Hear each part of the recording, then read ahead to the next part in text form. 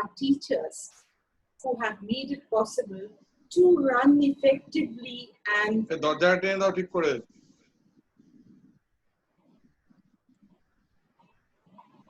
we have all our speakerphones mute so that it's, yes, thank you so much. So we are really thankful to all these students who have made such a program possible and under the guidance of the teachers and the heads of the departments.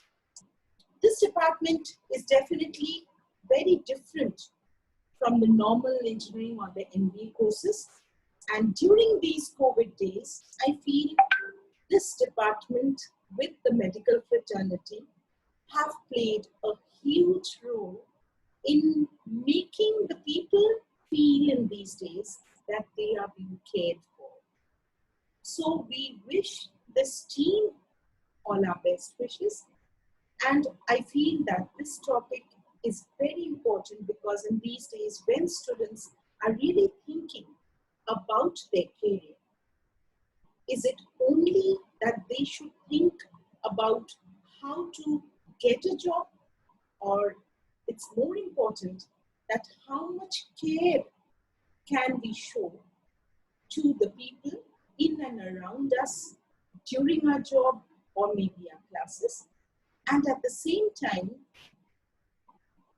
care and career should be linked in such a way so that we have a thread bound with the heart and the brain, or maybe the heart and the mind, so that we effectively can give an opportunity to others to make the best of us. We are also thankful to the huge number of wonderful, excellent speakers which we have for this program. I would also add one small event when myself, sir, and we were all there in Japan and we were in Tokyo. I always mention about this factor that we had gone to a hospital and it was a 42-floored hospital, and we were amazed to see the way Japanese hospitals are being taken care of, where they have the topmost floor as the emergency landing, where patients are brought to the topmost floor by helicopters so that they need not go through the regular traffic. And so this actually establishes that these type of hospitals look after the patients not only with technology, but the second part is care, where we went to one floor and we were taken where the patients were all in their terminal stages. A patient of 7 years old to the patient who was almost 80 years old. They are going through their terminal stages, few of them with their chemos, but they did not say, as we were hearing Shujoy's speech today, where he's mentioned about a poem that do not quit. So I just want to say that these patients were there gathered together. We were in the evening time, we were there, and they were gathered together in the 32nd floor of the hospital. It was a huge garden. And believe it or not, these children, these patients, and these elderly people with the middle-aged ones, about 27 of them, all seated together. Someone with a guitar, someone with a poem book, someone writing an article, all discussing amongst themselves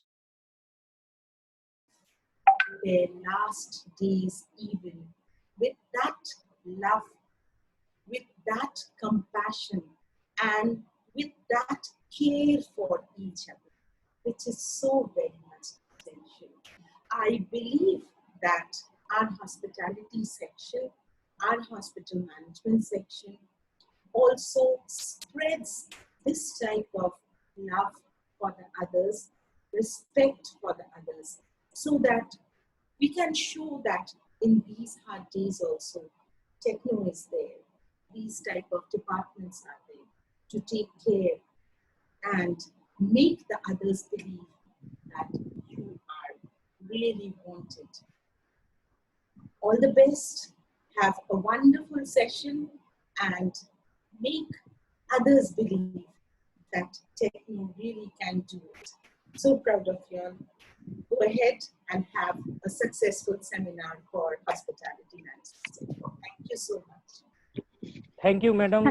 Without your blessings and continuous support, it cannot be possible for us to make a visit successful. Thank you so much, Anish. Thank you so much, ma'am, for your wonderful words and for sharing your experiences. We're really touched.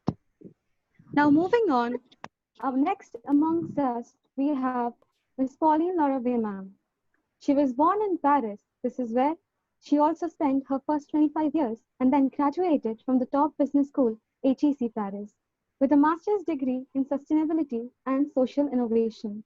Her first rise with Asia was through her exchange semester at Singapore Management University, where she specialized in social psychology and business ethics. She has developed her expertise in strategy, consulting, and social entrepreneurship, especially as the co-founder of the association AQWA, which supports social enterprises and NGOs through social impact assessment studies. She is now sustainability director at Techno India Group, Kolkata, where she is trying to bridge the miscommunication and misopportunity amidst the player of the social sector through her venture Y East. Now, I would request ma'am to express her thoughts. Please, ma'am. Good morning, everyone. Thank you so much for the warm welcome on this platform. I wanted to start by congratulating all of you for the organization of this program. We all know that this is not easy to adapt to these odd circumstances that we've been in since March. And as much as we would love to be all together and have face-to-face interactions, I believe the pleasure to meet you on this virtual platform and the kind of reach and presence of all of you on this platform is also enabled by technology. So it doesn't change anything at all to the intention and to the greatness of the hospitality and hospital departments. So thank you so much for organizing and curating such a great program. Not only is it a great program because it seems to be inviting a lot of great speakers and being organized very professionally, and I admire you for that. But also, as co-chairman Mam said, the topic that you chose is of the deepest important care and career. On both sides of the the sentence that you chose, I think about care, one could not have chosen a more relevant period to talk about the care industry or the care sector. And I really, really, really commend you for proactively choosing to go ahead with studies that have care in their DNA. You must know about the 17 SDGs framework, the Sustainable Development Goals framework, issued by the UN, the United Nations in 2015. And the Sustainable Development Goal number 3, the SDG number 3, is called Good Health and Well-Being. And so for that matter, I think all of you are at the heart of making the world a happier place because you're being taught and you're developing specific skills to take care forward, not only professionally, but also, I'm sure, for your personal lives. And I think if humanity needs something, is a bit more kindness and care and sense of service to one another. So that's why I think the path that you chose is beautiful in itself. And I'll just comment on the second term. As Co-Chairman Mam said, both are extremely related, and you are the embodiment of this mix between care and career, because you've chosen that as your professional path. But I'll just finish off by mentioning a notion that I usually mention. Maybe you've heard me before mentioning about ikigai. Ikigai is this Japanese term that is not really translatable in any other language, but suggests or is defined by the energy that that you have that makes you wake up in the morning. Why do you wake up in the morning? Maybe for most of you, it is because you have this sense of care and you want to do something caring and beautiful for others during your day. And ikigai is also can also be formulated as the combination of four things: something that you love doing and that you enjoy doing at least. Second thing is a career that you're good at. The third element is a career that can make you earn a living, which is also important. And the fourth is something that the world needs. And I think you've chosen deeply purposeful career, and I congratulate you and commend you for that. And I'm sure this sense of meaningfulness and this sense of purposefulness and impact that you will have through your career you will carry that with you very preciously, and it will make you go very, very far as a human being and as a professional altogether. So all the best for this program. Thank you so much again for the invite this morning, and looking forward to a great couple of days. Thank you, ma'am. Thank you very much for coming and to share your experience. Now, I'm Anish Chattopadhyay on behalf of my students and Wizardians. I must say that they are also engaged in some social activity very much. And Dr. Sujoy Biswas sir is also engaged with us. And we are associated with the Srijan Shobha, that is one autistic school.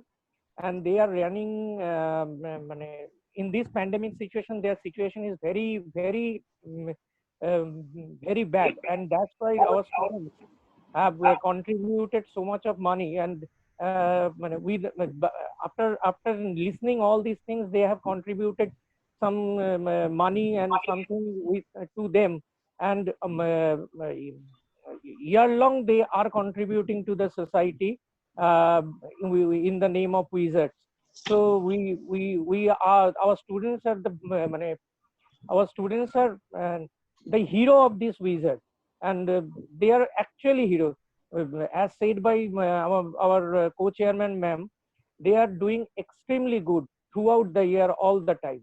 Thank you, ma'am, for coming and for sharing your experience. Thank you, Anish, for this information. I actually would love to be further involved and engage with your department. So happy to talk it further after the session. But again, congratulations to all of the students for this generosity and all of these efforts toward other people, towards the environment outside of themselves. It's very beautiful to see. Thank you so much, Anish. I would like to associate with you, ma'am, very much. Sure, let's connect after the session. Okay. Thank you. Thank you so much, ma'am, for your heartwarming words. Thank you.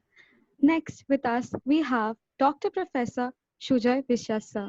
He is currently in charge of the overseas operation of the largest private knowledge provider in the country under the name of Techno India Group, focusing on their US operation. Has been a regular participant in the North American Bengali Conference NABC Ullash Bangla সম্মেলন from 2005 onwards in the form of a speaker and a participant member from India. As the CEO of Brick and Click Technologies Limited from April 2007 onwards, he is responsible for the overall growth of the company and globally leading the software services and solution in different industries vertically. He is also a chartered engineer and a approved valuer, recipient of the Bharat Jyoti Award awarded by the Indian International Friendship Society for the year 2008. Now, I would request sir to enlighten us with his words. Please, sir. Good morning to you all. Good morning, sir. Thank you. Thanks for calling me. I'll start with a few lines of a poem and we'll end with that too. It says, and I quote, when things go wrong, as they sometimes will, when the road we are trudging seems all uphill, when the funds are low and the debts are high, and you want to smile, but you have to sigh, when care is pressing down a bit, rest if you must, but don't you quit, don't you quit. Challenging times. We started in March and now July is over. So March, April, May, June, July, 5 months we are suffering, and still we do not know how much we more have to suffer. I just recount the words of our Honorable Co-Chairman Ma'am and Pauline, so sensitive to each and every occasion. And I have a special place in my heart for this hospital and hospitality department, which I am personally involved. I would share with Anish and would like to mention you all that we all are involved with the autistic society, which is called Srijan Shabha. It's in Mohish Bathan, doing a lovely job for the society. And I thank Anish for engaging myself along with them in these trying times. They are caring the topic that we need to discuss.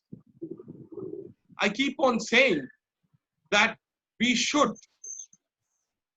take by heart the prayer, the quote of serenity, the prayer of serenity, which says, and I quote, God grant me the serenity to accept things that I cannot change, courage to change the things that I can, and wisdom to know the difference between what I can and what I cannot.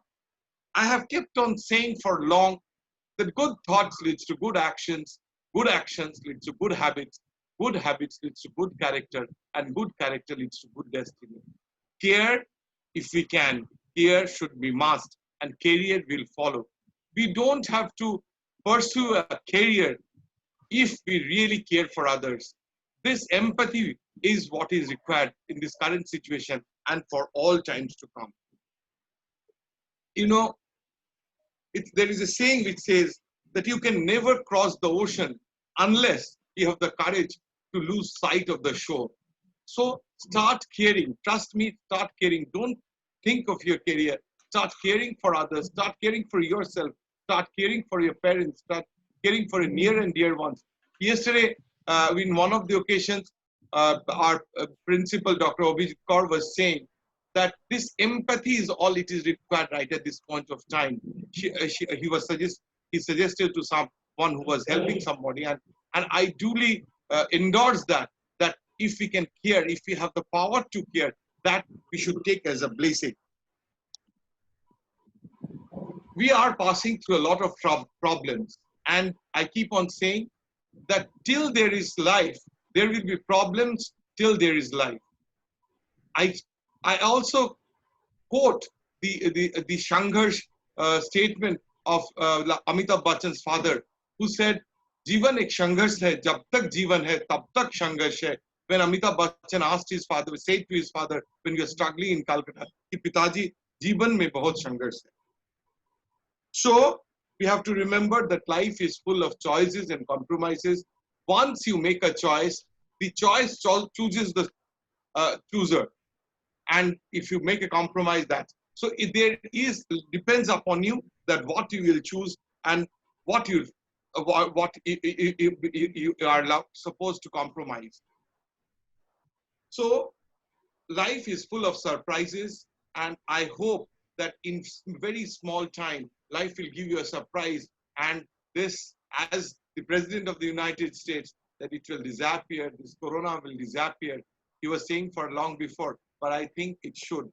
Until such date, till it disappears, we should talk of getting over it, praying to the Almighty, praying for all the people around, doing whatever little we can for the people, what the department is doing, and for which it is so close to my heart. Trust me, we cannot do anything we cannot achieve anything unless we think for others, do for others. And your department speaks of that.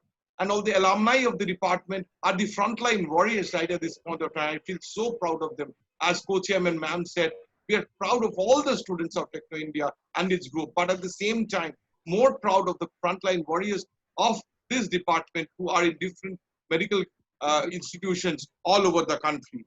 And And we succeed, we must, and succeed we will, I'm sure. And I end with success is failure turned outside, turned inside out. The silver tint of the clouds of doubt, and you never can tell how close you are. It may be near when it seems so far. So stick to the fight when you're hardest hit. It's when things seem worse that you must not quit. It is things are when things seem worse that you must not quit, you must not quit, you must not quit. Thank you, Anish. Thank you for the opportunity. Thank you, Chairman Ma'am, Thank for you, all sir. this. Thank you, sir. Thank Thank you, you, sir. sir. Thank you, sir. Sir, For your valuable speech.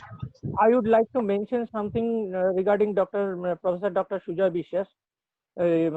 To my students, you don't know how much he is related to us, how much he is related with Srijan Sabha, and how much contribution he has made to the society. So Shujoy sir is always with us, and his blessing is always bestowed on us. So keep blessing, sir, and thank you very much for your kind kind sharing. Thank you very much, sir. Thank you, Anish. Thank you so much. Yes, thank you, sir. Thank you so much, sir, for your wonderful words and your lovely quotation. It really inspires us. Thank you again. Now, I would like to introduce you to our beloved Principal in Charge, sir, at Techno Main Salt Lake, Dr. Professor Obhijit Kaur, sir. I would request sir to enlighten us with his words. Please, sir. Thank you. In fact, I've been waiting because there is another meeting at 11 with TCS and I have to rush. So it's like this. In fact, what co-chairman madam, then Pauline madam and Shuja, they are really, uh, delight to ears. They speak, all of them speak so well. And I was just, I think madam mentioned this, trying to relate these towards care and career. So you are into care, you are into care career. So that's really very interesting. And I was in fact trying while this was going on, I was trying on my laptop to find a relation between hospital and hospitality, the two words. Well, I really could not relate them. However, I will just mention a couple of experiences. But what is happening? In fact, hospital and hospitality. I mean, hospital and if I can use the word hotel, the distinction or rather the boundary has in fact almost vanished in this pandemic. Some hospitals are even getting extended by rooms in the hospitality industry also. They have come together to in the relief of the COVID-19 patients also. So that is really very interesting to see how they have come together to alleviate the pains. In my own experience, I can narrate a couple of them. Like long before, at least 15 years back, my mother had cancer, and I had taken her to Shankar Netralaya in Chennai. I was surprised by the excellent behavior, the helping attitude, and compassion that is shown by the people in that hospital. It was really amazing how everybody and people are people from all over the country go to that hospital. People become impatient, but I was surprised how and most of the workers are ladies, how they handle with courtesy and with sympathy. In fact, I can tell you, the last day in the evening, my mother was being seen by the deputy director of the hospital, and we had a train to catch. And he asked me to get an auto inside the hospital. I got the auto, and I was carrying the two suitcases. The doctor, who was the deputy director, in fact, deputy director of Shankar Netralaya, he came running. He took a suitcase with me, and we Indians, how we are really flabbergasted, in fact. But he would not let me carry the two suitcases. He gave me one. I mean, he took one and said, "Yeah, I'm coming along," and he put the suitcase in the auto there. So this is the kind of sympathy I've seen in those hospitals. Please, but these days when I go to various hospitals in Kolkata, I'm sorry to say I do not see this kind of sympathy, because the patients, the people who are the clients in hospital industry, they are they are in, most of them are in very miserable situation. So all they require, in fact, it is not always possible to medically help everybody. So that is almost in the hands of God. But this sympathy matters. And I'm sorry to say, I do not find the same kind of sympathy here in these hospitals around this place. In fact, I was asking Anish, why are these people not so sympathetic?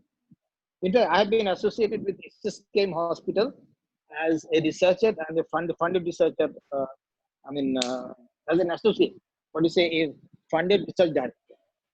And I also had a room, in fact, in SSKM Hospital. Although I'm not a medical man, and I worked very closely with the principal of SSKM Hospital at that time. And I know is people like you can even go up to, I believe, deputy superintendent is, and every government hospital has a deputy superintendent who is from hospital management stream, a non-medical person. So some of them I found are very, very sympathetic. But in private hospitals, I'm sorry, not everybody is like that. Whereas in hospitality industry, people are really very, very helpful. Both the areas require both the areas. You care for sick and you care for healthy.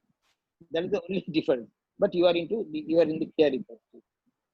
In fact, in my home also, I am part of couch surfing. I think a large number of you must be knowing what is couch surfing.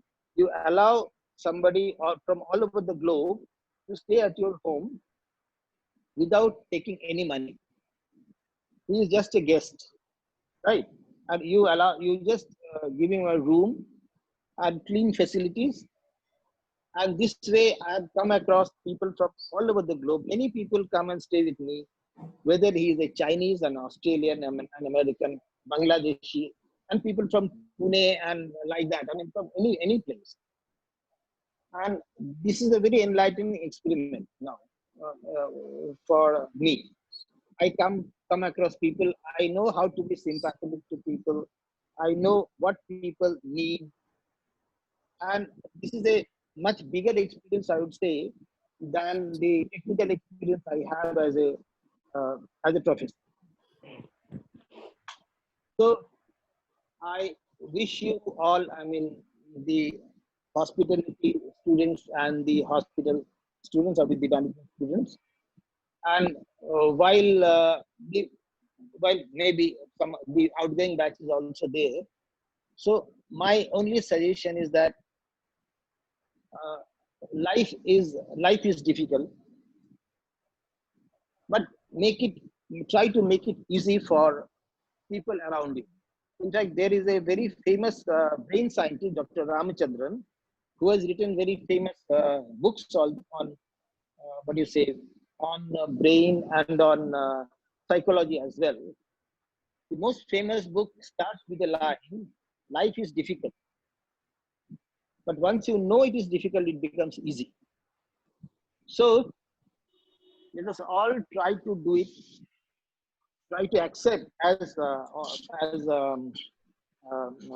Sujay was telling. Once we start accepting that life is difficult, then it no longer remains difficult, and we can really act very nicely in all fields of life. Thank you very much. I have a meeting with TCS. If if I go absent, then I don't know what will happen. Okay, it has already started at 11. Okay, wish you all the very best at this time. As Sujay said, I also believe that this COVID will go. It has to, because we humankind will definitely win. Thank you all. Thank you, sir. Thank you, sir. Thank you, sir. Thank you, Thank sir, you, for sir. your Thank you. valuable Thank you, speech. sir. Thank you, sir, for your valuable speech.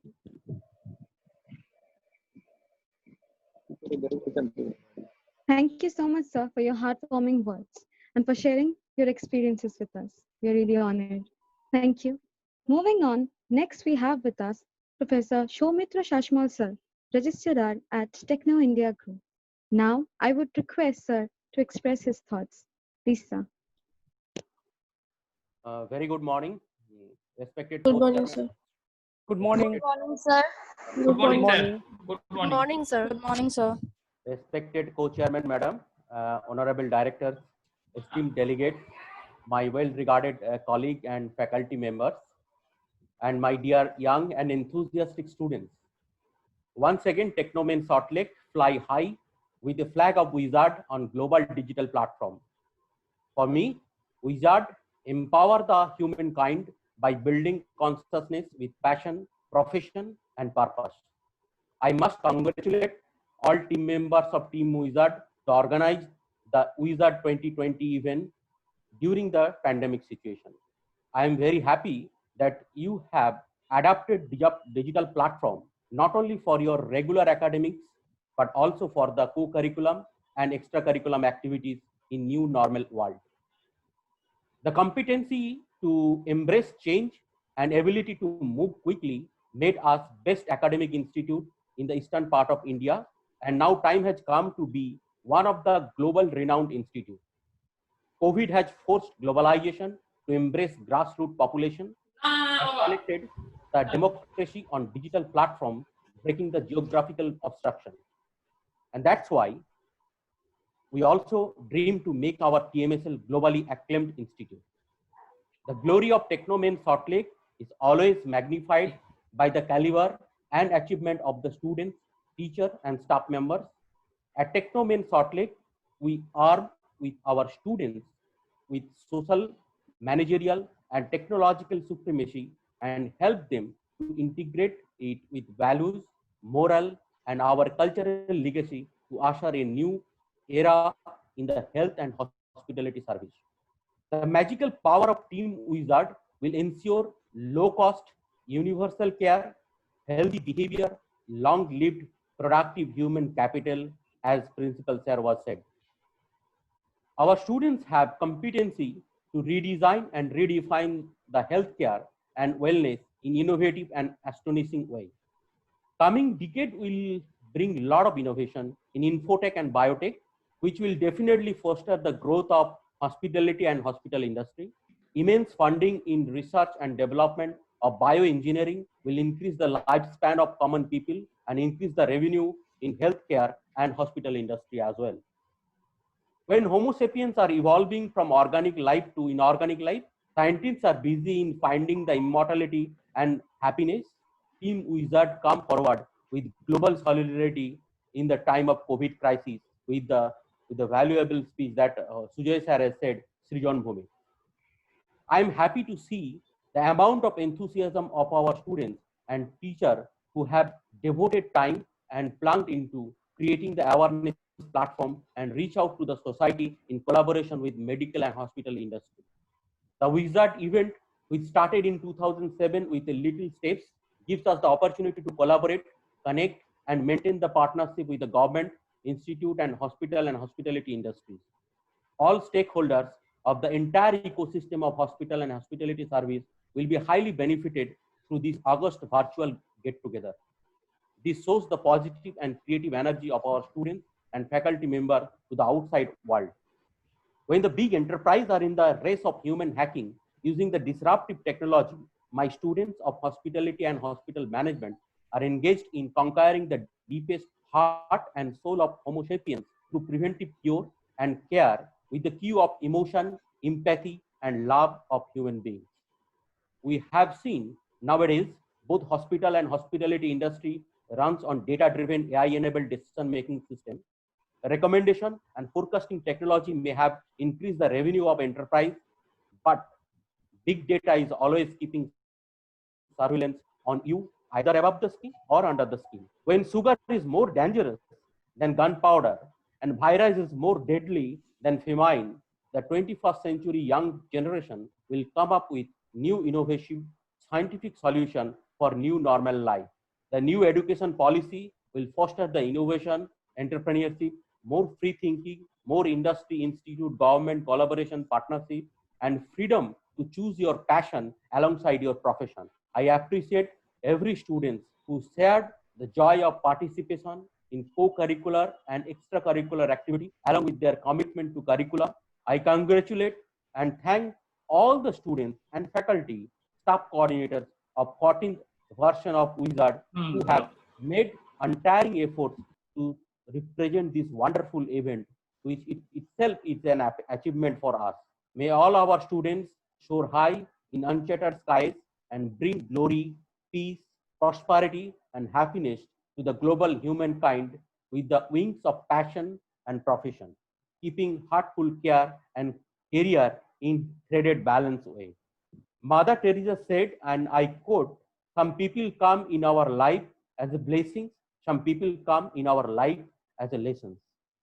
COVID gives us a lesson to love for our family and society, protect our nature, and share happiness with all. I wish you all the best. Stay safe, stay happy and healthy. Thank you so much. Thank you, sir, for Thank your you, sir. valuable. Thank you, sir. Thank you, sir. Thank you, Thank sir. you, sir, for your valuable experience sharing. And Shashmal sir, whom do I call? He is a basically uh, basically our friend, philosopher, and guide. And always he has guided us to do anything. So without his effort, it cannot be possible to make our wizard successful. Thank you very much, Shashmal sir. Very good. Thank you all. Wish you all the best. Good luck. Thank you. Thank you, sir. Thank you, sir. Thank you so much, sir. Thank you, sir, for your heartwarming words. Now, I would like to thank to all our honorable guests for joining with us today. It gives me extreme pleasure to introduce you all to this segment of Wizard 2020.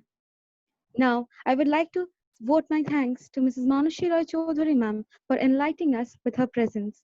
We are really honored to have you on board, ma'am. Thank you so much. Now, I would like to vote my thanks to Ms. Pauline Laura Way, ma'am, for being with us today and for supporting us.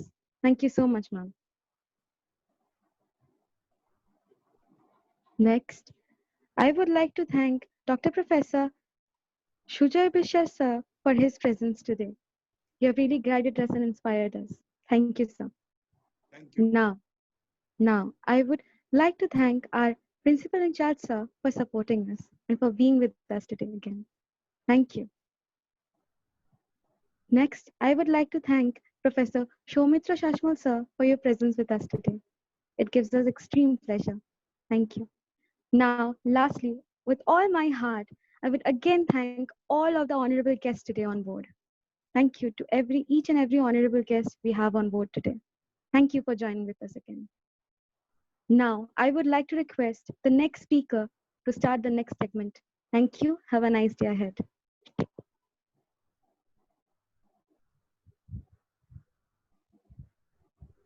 Thank you, Ritvika. A very good morning and heartiest welcome to each and everyone present here. I, Deepabali Roy Chaudhary, on behalf of BHF and BHSM department, it's time to commence the webinar along with the assistance of our very own mentor of Wizard. They show us the ways to move forward to the light and achieve the goal of life. Firstly, I would like to introduce our respected HOD, Professor Onish Chattopadhyay sir, who was always been there not only as the head of the department, but also a pillar of motivation and encouragement in each and every success as well as failure. With him, there is another one who is the teacher in charge of BHSM department, Professor Bhaskar Bandyopadhyay sir, who supported us in every obstacle and remain a figurehead in this journey. Now, the last but not the least, here representing our beloved gorgeous Professor Unkita Baushak ma'am, who is one of our alumni of BHM department and always been there beside us in every step of the journey. Sir, ma'am, we are really blessed to have guys like you in our journey. A warm regards from all of us to be here with us. Thank you, Now, Deepavali. Thank thank you, you, sir. Deepavali, for your kind words. But Thank you, sir. I think you people are the pillars of the BHM department and BHSM department. Today we have an audience of 225 students. So it's a huge audience we have in this wizard platform, online platform. So hats off to you. Sir, Thank you, without sir. you, Thank you. we are nothing Thank you so much, actually. sir. Thank you, sir. Thank you, sir. Now, I would like to request my co-speaker Upasana Borar to proceed with the event. Thank you. Thank you so much, Deepavali. Thank you so much, everyone, for investing your time today with us in this event, Wizard 14 Degree Ride. I, Upasana Boral, on behalf of BHM and BHSM department, is going to bridge you with the next segment of today.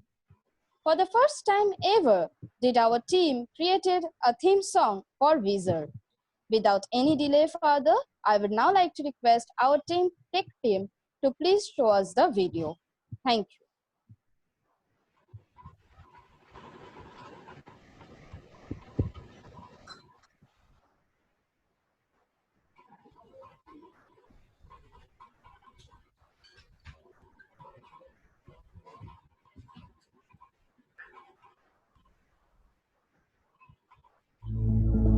অকাতরে ওই কাঁদিছে সকলে শোনো জনপিতা কহ কানে কানে সুধাও প্রাণে প্রাণে বলো বারোটা. Like every year, this year Wizard is also going to be celebrated by the students of Department of Hospital Management and Hospitality Management. Although we are living in abnormal situation and the pandemic situation since March 2020, but our students have never given up the idea of celebrating the Wizard 2020. Now they are trying to make Wizard 2020 successful in online mode. Stay tuned with us and wishing them all the best. Bleed blue, bleed Wizard. 10, 9, 8, 7, 6, 5, 4, 3, 1, 0. Best wishes to Wizard. Let the game begin. Begin.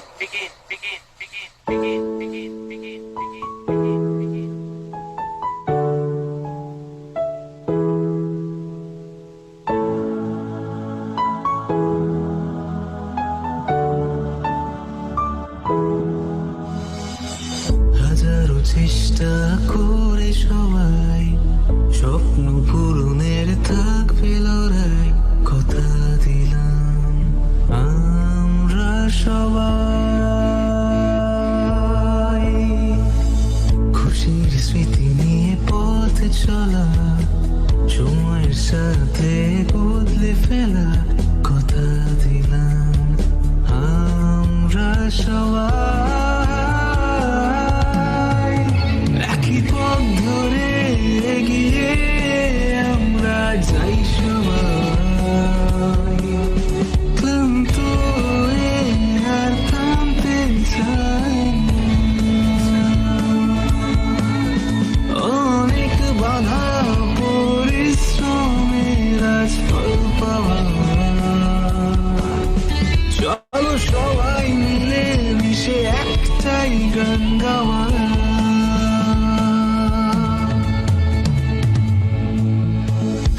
আমরা এই Wizard, আমাদেরই এই Wizard, আমরা এই Wizard, আমাদেরই এই Wizard, আমরা এই Wizard, আমাদেরই এই Wizard, আমরা এই Wizard, আমাদেরই এই Wizard.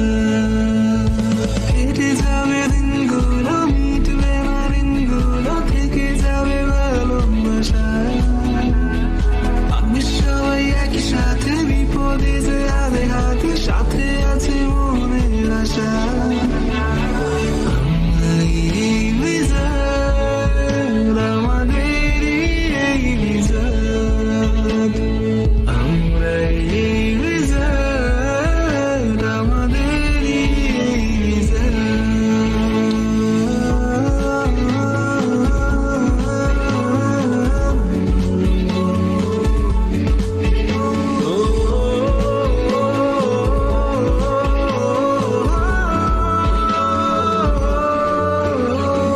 যেতে হারি সবাই পারি আছে মনে ওঠা নামা যতই থাকুক উঠবে নতুন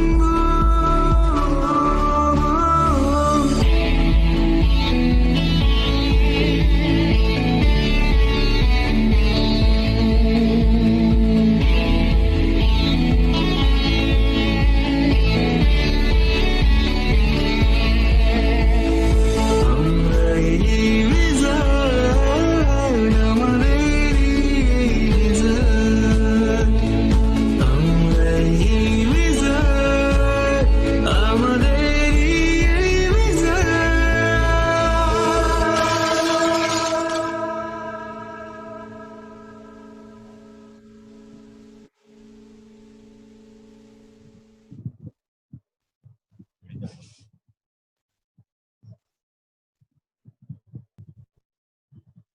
This video literally gave me goosebumps. It was such an enthusiastic and an energy booster for all of us. We bleed blue, we bleed wizard. Thus, let's now carry forward with the day. Our next segment is Care and Career in New Normal World. It is the topic of today's panel discussion. This in itself refers to the personal and social well-being amid COVID-19. Well-being is the experience of each and every life aspects. It includes having good mental health, life satisfaction, a sense of purpose, and stress manageability. More generally, well-being is much more than about just feeling well. Now, our participants will enlighten us with their thought on today's aforementioned topic. We have amongst us several distinguished personalities who are highly qualified and possess vast knowledge. I am sure that we all will feel enriched with knowledge after the completion of today's session. Now, let us welcome our very first panelist of the day. Our first panelist of today is Dr. Tanushree Mondal ma'am. Dr. Tanushree Mondal ma'am, a warm welcome to you. Dr. Tanushree Mondal ma'am is an Assistant Director of Medical Education at the Department of Health and Family Welfare. I would now like to request ma'am to please begin with her panel discussion. Please, ma'am. Thank you. It's an honor for me to be present in this, wizard. Good morning, And Tanushree. I'm being, yes, good Tanushree, good morning. morning. How are you? Good morning. How Morning, are ma'am. you? Fine. How are you? Yeah, it's been a long time. I'm seeing you. Good morning, ma'am. Good morning. Good morning, ma'am. Anish. Okay. So I'm really very proud to be a part of Wizard. And as I was observing the other programs, so it was really, brainstorming, and it was very nice in itself. So today I've been given this, topic of this care and career in new normal world. Okay. So I would like to share my screen.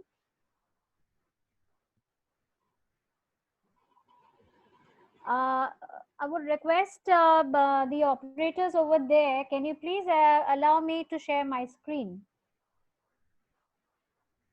Yes, ma'am.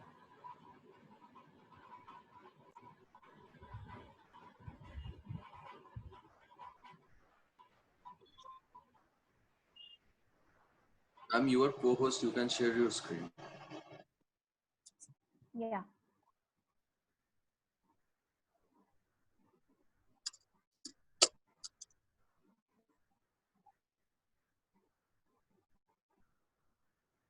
Yeah, you need to make me a co-host for sharing the screen, right?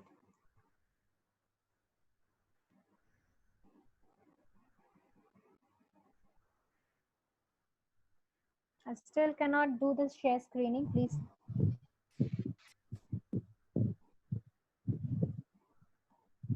Ma'am, you have Ma'am, you're already. already the co-host. Pardon? Ma'am, you You're are already co-host. the co-host, ma'am. Okay, so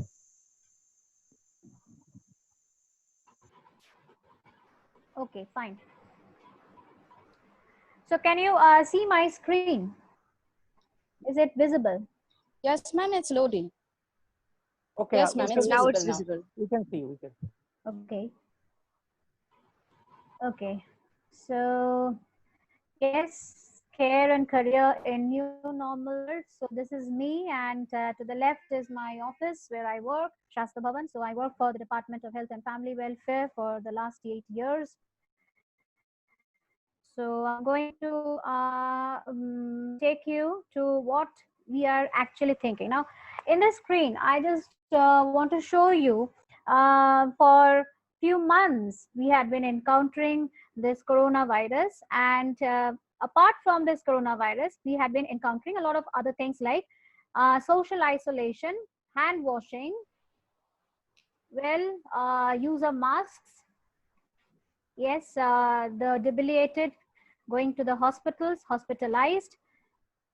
There's issue of corpse disposal, and a lot of tests are being done. Okay, so that actually shows the scenario of the new normal period, what we are encountering. So this word new normal, so this is very important to know what is the real meaning of new normal. So it is a state to which an economy or society settles following a crisis. And this is quite different from the situation that it was prevalent before. Now, what happens is in this new normal period, we have to know that what are the things that have come across. So, if you can see into my previous slide that we had been using, so we had been delving on certain practices like hand washing. So we were knowing about hand washing, but now we are more vigilant about it. We wear masks, so this has become an integral part of our daily life. So that is what how we define new normal, and why it has happened, when it has happened, what impact it has kept. So these are the questions that are always intriguing us.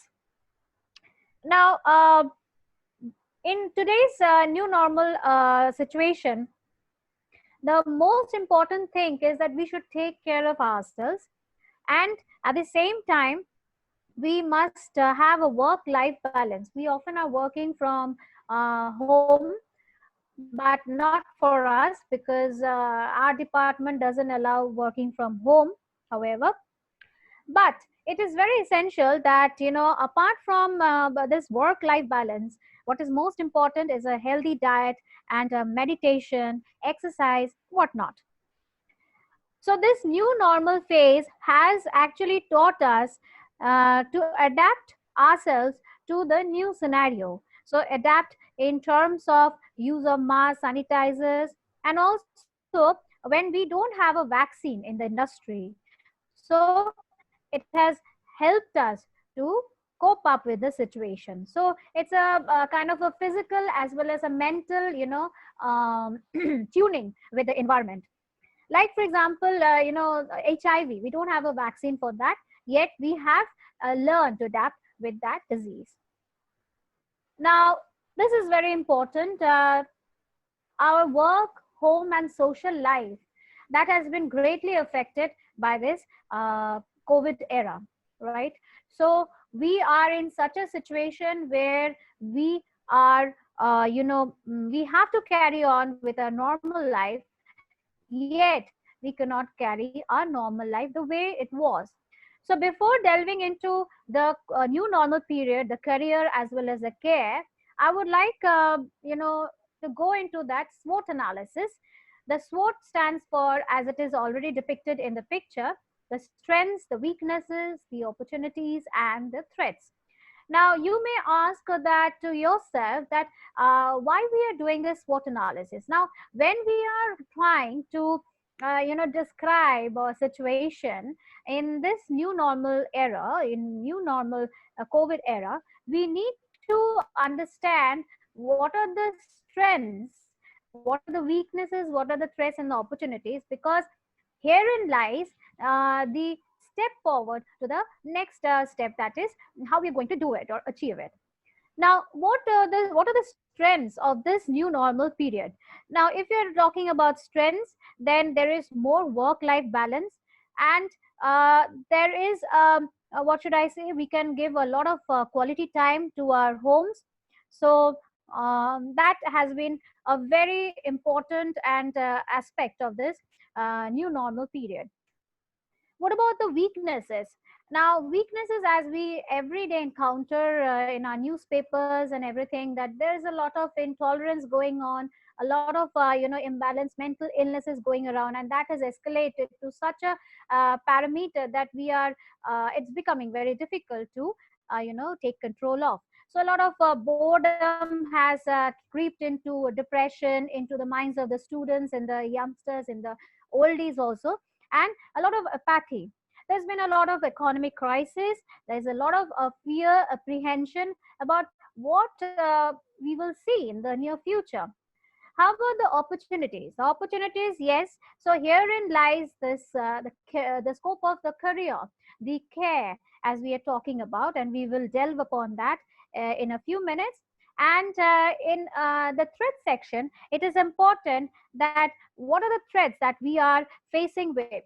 We are facing with a lot of health infrastructural threats, because the kind of COVID that we are faced with, we have never encountered in the last few centuries, and we have, lack of manpower in that sense. We have lack of, testing facilities. So it is not in proportion to the scale of this disaster. Moreover, there are issues of the dead body disposals, and there is an increase in the suicidal attempts as well as the suicidal tendencies among the people. So, in total, we find that there has been an increase in the demand of the physical and the mental needs. And in a study, it showed that 13% of the people are bored in this scenario. So they are going out, they are not listening to the kind of social isolation they should be adhering to.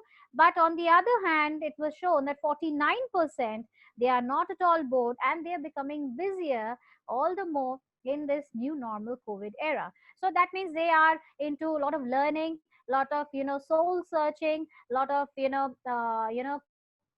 thinking, delving onto career opportunities. They are into webinars, they are into different opportunities, career opportunities. They think about that thing. Well, so this is what we are going to delve upon, and that is care and career in the new normal period. So let's look about the care. Now, what do we really mean by care? Now, this is you can define care in various terms. It may be a physical care, it may be a mental care, you know. So we define it in terms of when it is required, why is it required, what is actually those care aspects, and how it is being provided, and to whom it has to be given. On the other hand, career also, we find the same thing when we're talking about it. So we can define in terms of what career options we should be following in this new normal period, when it has to be initiated, how it has to be initiated, who can avail these career opportunities. So there are quite number of questions that comes to our mind. So as we can see that when we are talking about career options, so we keep on scratching. It's just like the the picture, as you can see, that we keep on scratching our heads because we don't know actually to which career we should be following our heart, or maybe what career actually is in sync with what we want. So there are a whole lot of options, and it is important that we should, before planning a career, we must understand what we feel, what are our values, to learn about ourselves. That means to be sync with ourselves, that we should be honest to ourselves, that whether, yes, if I am very much into that dream of making our career, or whether I require that career in my life, and to learn about oneself, to identify our skills. Because suppose if I'm into a health industry and I don't I have some inhibitions, I have problems, seeing people in, what should I say, in distress. So that's not an option for me at all. So we have to plan accordingly, how we can serve the society. So that is how we can make our options, career options, and then we can link up together. So as you can see in this diagram, so here, care. Now, there are certain aspects. Now, we talk about four types of care: the preventive, the promotive, the curative, and the rehabilitative care. Now, if you're thinking about the career options, now you can think in hospitality or in hospital services. You may think upon all these aspects. Now, in this new normal period, it is more to do with the preventive and the promotive aspects than with the curative and the rehabilitative aspects. So that is one very essential thing. Then comes the mental health care. Now that comes into the that has a big domain. So as we can see that a lot of people are susceptible to mental illnesses. So how we can help them? So we have many career opportunities, like we have in our field, a lot of psychiatrists. But in other, apart from that thing, we also have psychologists, we have psychiatric social worker, we have whatnot. So there are we have psychiatric nursing also. So there are whole lot of opportunities, and that is being vetted by the national mental health program. So you can see all categories of staffs under NMHP guidelines. Then yes, one of the speakers was speaking about the deputy super. I would like to disagree with that thing, because deputy superintendents of a hospital, they are mainly medical personnel, not non-medical. But we have the next category of people, that is the assistant superintendent, who can come from the non-medical background. And yes, there are a lot of options. We have abandoned that term assistant superintendent, because they have been upscaled to the category of facility care manager. So they are well versed in management, so they have managerial skills. So they can apply this managerial skills in providing, in allaying the the suffering of the people. So if you really have a knack to come to this profession, then you have whole lot of opportunities. Now, the most important thing that I want to impress upon is the consumer driven healthcare model. What is that? As you can see that there is a salient word that actually speaks that healthcare reform actually spurs changes in all the sectors of the society and industry. So if you delve upon this word, or this sentence rather, I can take you to certain examples. Like in this COVID era, what we found is that the alcohol industry, right? So the liquor industry, they actually changed their gamut of profession, and they went into the production of sanitizers. So there was a shift, a paradigm shift in their modus operandi, right? Then we had a lot of demand for masks. So we saw that many of the business or houses, they shifted their modus operandi to that. Then there was one basic instance that I felt very nice, was that even they show it today, that IIT professionals or many other engineering entrepreneur, they are coming with ideas of sanitizers, the automated sanitizers that you can install in your offices. Then ventilators, we were having a lot of shortage of ventilators.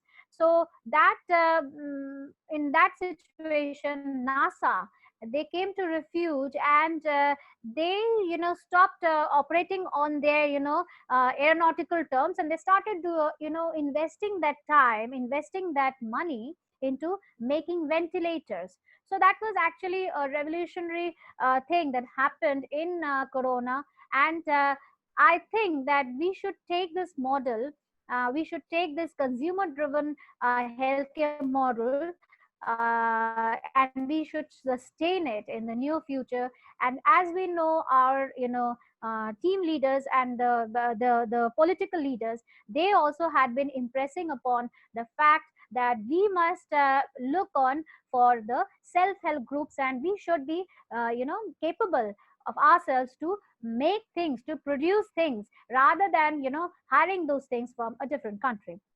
So about the career options, right? So career options, as already told a little bit in the previous slides. So there has been an upsurge in the online teaching learning platform. So if anyone wants to take this as a career option, because there are lots of things, lots of avenues, lots of opportunities that have been paved by this COVID era. So that in a way is revolutionary, I would say. Then a lot of telemedicine consultations have come in. So you can always pitch in for those things, because the central government of India, they have already started with that thing. And they are not only taking the help of the doctors, but they are taking help of many other health personals, and the common mass also. So that is very important. Then we have the entrepreneurial schemes. We have so many things now. There is a big industry, the it takes two. Now with that the conflicts coming in between India and China, and about COVID, about everything. So about the apps becoming redundant, so we have a lot of opportunities where we can use our skills in uh, making those in the near future. And there has been an increase in the research activity. So the what we speak of the vaccine development. So the vaccine development, we need a lot of research activities. A lot of research activities is also being carried on, and you can also be a part of it. So if you are really interested into those things, then that's a forte for you. And yes, of course, extracurricular activities. Now I want to impress upon this thing, because what I would say is that we have been talking a lot about profession, career, etc., etc. But you can also take certain extracurricular activities and turn them into as your career. So that is very, very important, and this is up to you how you take things. Okay. So this is one of the important quotes by James C. Collins. He was a very good teacher, a very good author, researcher. He says that since we're delving with career and care, so care and the word career, so a lot of commonness is there. So as if care is included into career. So he says that don't take care of your career, take care of your people, they will take care of your career. So that I found very astonishing when I went through that quote, of course. So this is my email address and my phone number. So anytime, anywhere, if you find any difficulty, if you have to consult me for anything, I'm always there. I represent the government, so I would be able to give you a lot of perspective. And I would like to take the questions from the audience, as I see after the session. Thank you. Thank you, ma'am. Thank you so much, ma'am, for your wonderful Thank you, knowledge. ma'am. Thank you, ma'am. Thank Thank you you, very ma'am. much, ma'am. Thank you, ma'am. Ma'am, if you would allow, I would now like to sum up what you have discussed now. Yeah. Thank you, ma'am. New normal period is what the basic concept which we all saw in this presentation. We have to know about what things are going on and what are the things that we can do from our side so that we can lead a better physical and mental health life. We have to take and maintain a proper work-life balance, which is very important as we are now, many of us are working from home. And thus, work-life balance has become an intriguing part of our daily life. Ma'am have given us a 360-degree view of the current situation of the pandemic crisis.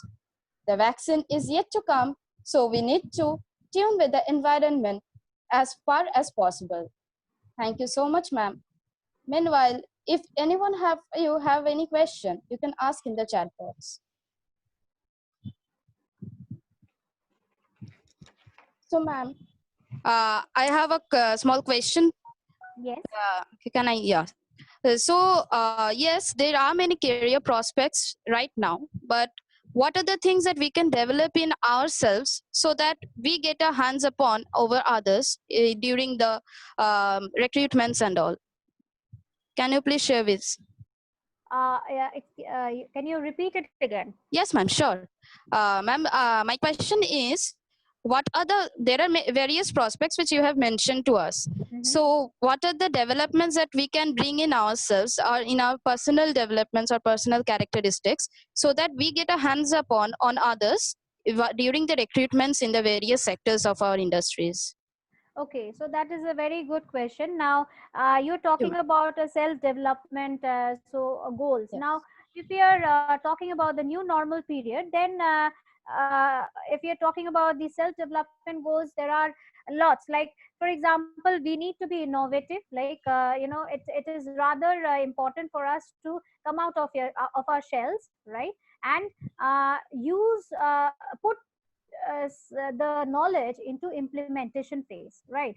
So what we actually do, we had been talking about lately about the change in the education system. So there has been a educational policy that has come very lately. So there's a reform going on, right? So we had that reform already in medical education, and that reform was a competency based medical education we had, that is been translated into the schools also nowadays and higher education. That is, we need to build our competencies, right? So previously it was like, we were giving we used to take exams of the students, and the students used to fare well, mugging up, all those things. So it never came to practical use. But now what we are stressing on is to build upon those competencies. So we have in our lives, or what we have engrossed in our lives, that the summative assessment is not it is not a foolproof assessment. So we are talking about a formative assessment. So now, in order to change ourselves, we need to develop certain skills, like we need to enhance our cognitive skills, we need to enhance our psychomotor skills. At the same time, we have to increase our affective skills. So now, what you will ask me, what are those skills? Now, if you're talking about cognitive skills, then it is more to do with the knowledge, right? So Yes, that we ma'am. always do. We keep ourselves abreast of the things that are happening. Now, what about the psychomotor skills? Now, psychomotor skills is like something to do with our hands, right? So the skillful things, like if you're a good painter, so you are drawing. So if you are what should I say,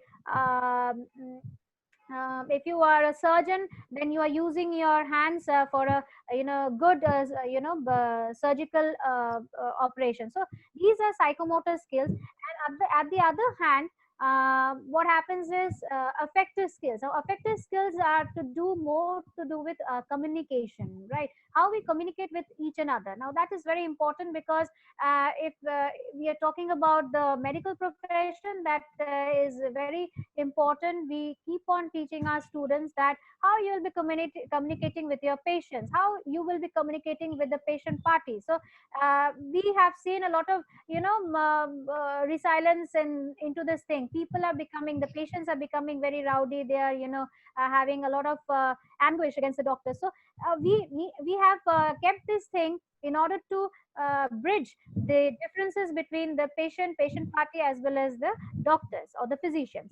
So this is about medical profession, but the communication skill is also equally important in other profession, because if you're not being able to communicate, then we cannot deliver our own potential. Like for example, journalism. So you have to be a good Yes. communicator, right? So if you are a teacher, so you have to be a good communicator, because it is not only to do with teaching the students, but you need to communicate with them. You need to know what kind of things they are facing. Now we talk about certain technologies, medical education technologies. We also talk about, we translate into school education also, that what the students are telling, the teachers are not being able to understand. So you must be able to be in a position to comprehend those things.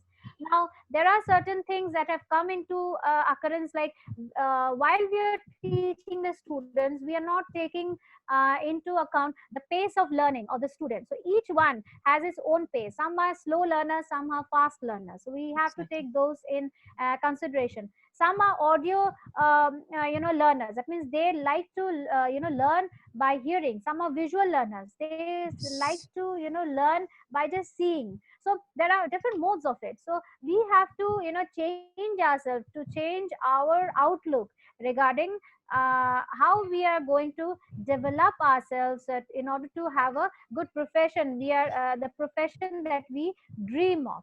So this is one aspect. So this is, I think that if anyone is delving on all these things,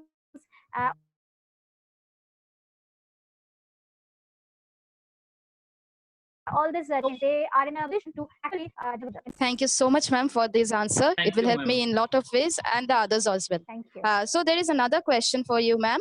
It's from Rai Shaha from third year. She's asking that what are the notions that regarding coronavirus right now? These notions are really misleading for us. So she would like to know that what are those notions so that we can avoid those. Okay. Please, ma'am, would you like to guide us? Well, actually, there are a whole lot of things happening about corona. So, the notion now is, the notion I would say is that, see, it is something which has not caused herd immunity, as we are talking a lot of herd immunity. So, the vaccines are not in the industry yet, so they are yet to come. So, the key mode of protection is by three modes: SMS, that means self isolation, and then you wearing a mask, and use of sanitizers or hand washing. Now, see, no population is free or protect, they are free from this disease. I mean, the Yes. pediatric population is equally affected, the geriatric population is equally affected, and people from in our age group, that is the middle age group, they are also highly affected. So we really cannot comment on this thing right now. And if we are delving deeper, we see that we have been talking about symptomatic patients, right? So equivalently, asymptomatic patients are also very important, because they are the modes of spread of this Spread. infection, right? And the other thing that came into the news yesterday was, that is the notification. That is also Yes. becoming very, very important now. If you are self isolating yourself, you need to notify the government, so that things can be taken in a better fashion. Thank you so much, ma'am, for answering both of our queries. Thank Thank you, you, ma'am, Upasana. for Thank you, ma'am. Thank you for marking your presence over here with us and accepting our invitation. We were very lucky to have you here among us. It was really enjoyable and amazing. Thank you, Yeah, ma'am. I also enjoyed, and I want to give a lot of appreciation for Professor Onish Chattopadhyay. We had been knowing each other for a long time, and Dr. Professor Sujay Biswas, he also has been my friend for a long time, and he had been visiting our directorate. And I would also like to give a lot of thanks to the Honorable Co-Chairman, Honorable Director Global Operations, Honorable Sustainability Director, Honorable CEO, Honorable Director, and Honorable Registrar. So it has really been a pleasure for me. Thank you Thank so you, ma'am. much, Thank ma'am. you very much. Thank you, ma'am. Thank you, Thank ma'am. you, Thank you ma'am. so much, Thank you, ma'am. ma'am. So much, ma'am. Thank you. Thank you, ma'am. Thank you Thank for you, joining ma'am. us today. Now, let us proceed to the next panelist for the day. The next panelist is Dr. Partha Sharathi Bhattacharya, sir. Dr. Partha Sharathi Bhattacharya, sir, is an eminent physician and the founder of Ekalavya Band Group. I would now like to request sir to please begin with his panel discussion. Please, sir.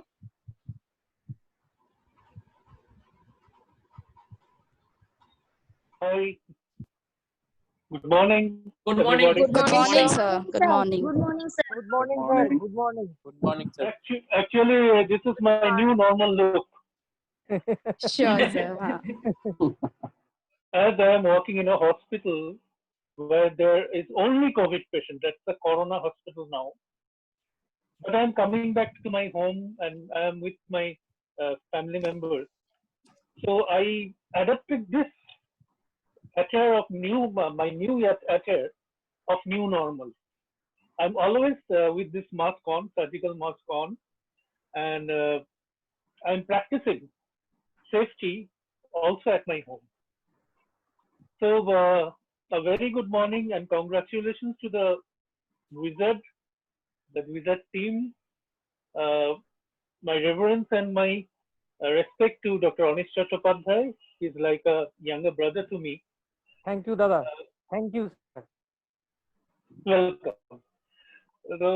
So I have been asked to tell upon the career options of hospital managers after this post-COVID era. Now, this is a new challenge we are facing. I think it is the biggest and the hardest challenge worldwide with the human population. And two terms have evolved. That is, one is new normal, as I've said before, and another is future shock.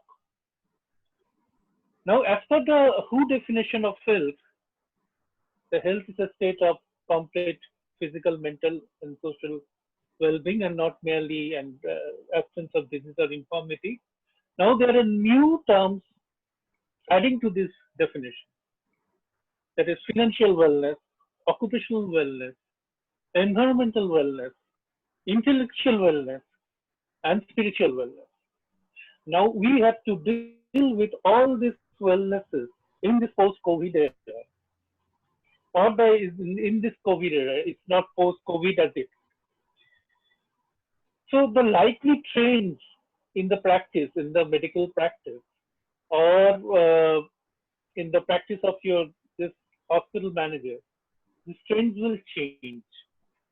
And most likely, you will be faced with new challenges and new opportunities also.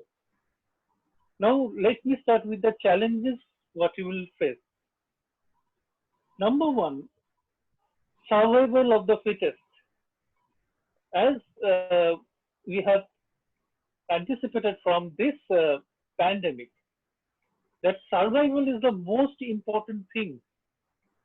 Jaan hai to jahan hai.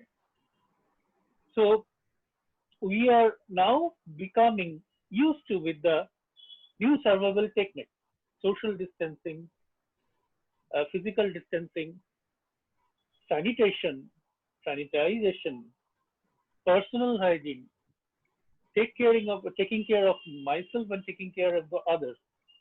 These things were not in vogue even few months before, where there was no COVID.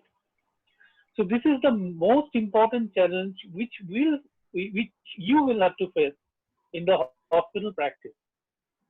Not only you have to think about the others or the patients or the administration and anything, but also you have to take care of yourself also.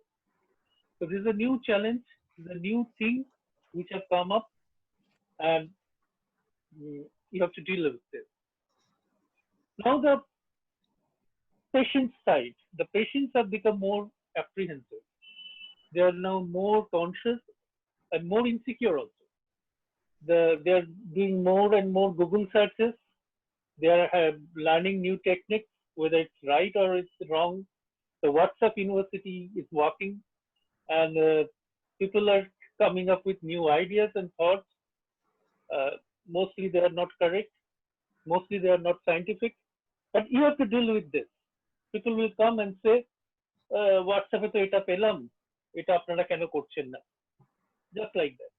So you have to be very much conversant, fluent, and very much tactful in dealing this situation with the patient's query, with the relative's query.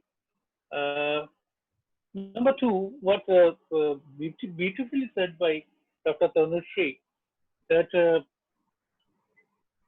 the mode of communication system in the hospital. Doctors are no longer the only source of information about the health now. It's the most important thing which has evolved now, that the patient parties or the relatives are not only communicating to doctors, but to the managers and to other staff. Right there, keen to fetch an information about the patient and the treatment which is going on with their patient. So this mode of communication should be more and more emphasized by the hospital managers. They should be more informative. They should be more. There should be more coordination, and there should be more interaction of the hospital managers with the patient relatives or the patient parties. Number three, there is a wearable change. Wearable change, the things that you wear, your attire.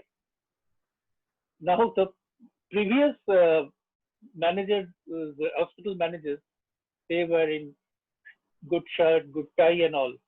Now you have to wear a mask. Now you have to wear a face shield. Now you have to take some precautions so that you don't contaminate the disease, and you are talking with other people you are talking with, they don't contaminate the disease in any way.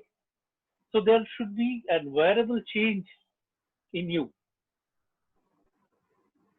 One most important thing is that there's a lot of conversations and writings about the immunity, the herd immunity, the immunity against the virus, etc. So you have to have the knowledge of that immunity. People will ask from you that how herd immunity will come, what does immunity mean. So you have to acquire some knowledge about that immunity, about the immune supplements, and more and more people will ask about the alternative system of medicine. Homeopathy is there. What we are facing now, I'm telling that only. Homeopathy এইটা বলা আছে, এটা আপনারা কেন দিচ্ছেন না, বা এরকম এরকম তো বলা আছে, এই জিনিস তো বলা আছে, এই ব্যায়াম করতে হবে, এই প্রাণায়াম করতে হবে. So you have to answer all these questions to the patient parties when you are working in a hospital setup. So you have to tackle with those situations, and you have to please the patient parties with your answers. Now, another thing is that what Dr. Tanushree has said, there's a considerable mental health problem now. The mental health of all people has changed, and there is social and mental problems creeping up, like starvation, alcoholism, loan defaults, suicide, stress, anxiety, depression. So you, as a hospital manager, have to deal with all of this. Take it from me, because people will come to you with all their emotional problems regarding billing, regarding treatment, regarding everything. So you have to be very much polite. You have to be very much tactful in dealing with this situation, how to console them, and how to make them feel comfortable. And this is very important in this phase. Then another thing what Dr. Tanushi has pointed out is the distant medicine or the telemedicine. Now the trend has come that doctors are not seeing the patients, many of the patients directly. We are giving our treatment through telemedicine, through WhatsApp, through video call, and whatnot. So you have to be very much conversant about this latest technique of telemedicine or distant treatment. And no touch technique is the new thing which has evolved. The no touch technique, you have to practice with that. Now new apparatus, new equipments are coming where there will be minimal touch with the patients and the doctors, and the paperless system of working, because we know that this virus can be carried by the fomites also. Some papers and some, you have seen that many administrative people have contacted this disease. Not only the COVID frontline workers, but many administrative people have contacted this disease. And it's through these papers or another fomites or paints and anything like that. So you have to be very cautious in dealing with those. So this is a new challenge, and you have to be very much knowledgeable about the computers, the artificial intelligence, what we say now. Knowledge about the computer applications, knowledge about the various computer functions which you do while practicing, while working in a hospital. For example, Microsoft Excel, PowerPoint, anything like that, which was not so much needed before this COVID era. But now, as I'm working in a COVID hospital, my hospital managers are preparing the daily census, the daily statistics about the number of admissions, number of dates, and any particulars. They are being fed on the computer and sent to Shastra Bhavan regularly for the statistics. And this thing is being done by our hospital managers. So you have to be very much conversant about this technique. Now the time will come, one time will come, this COVID situation is not going to be very easy, and it's not going to end very soon. And because the vaccines are yet to come, and there is no specific medicine against this. We have to learn to live with this. So a day will come when there will be increased use of the robotic process automation, RPA, what we say. So new techniques and new appliances will come, and you have to learn those. You have to. This is a new challenge for you. Another thing is health tourism. What you've been taught in your subject. Health tourism. Previously, patients used to go to doctors in another state or in another country for treatment. Now the time will come, patients will not go. The doctors will fly. The health care workers will go there to treat that patient. So there will be a new challenge altogether. And health tourism will change a lot. The next problem is that health insurance, what we are facing now, the problems that has problems with the health insurance, the medical, etc. We are not getting beds in private hospitals. And if you are getting beds, the medical companies, the insurance companies are not willing to cover those corona cases. New corona insurance is coming, what is called corona coverage and like that. So this health insurance system will change. And I think there will be more premiums to pay, and that will cause more problems to the patients and older patients, the geriatric patients, the patients with comorbidities, which are a big problem now in this corona phase. Higher cost of healthcare will be there. There will be a system coming very soon that is called health passport or immunity passport, which will be mandatory for travel to any place. You have to carry your health passport. And The opportunities that will come with the hospital managers and all, there will be most. I personally think there will be more posts created for the hospital managers, as because there will be more need of people who can come in between the treatment and the patient party. So I think the remuneration and the respect of the healthcare workers, particularly the healthcare managers, will increase. So in a nutshell, these are the points which I feel that you'll be facing after this COVID situation will over. Because the COVID will remain.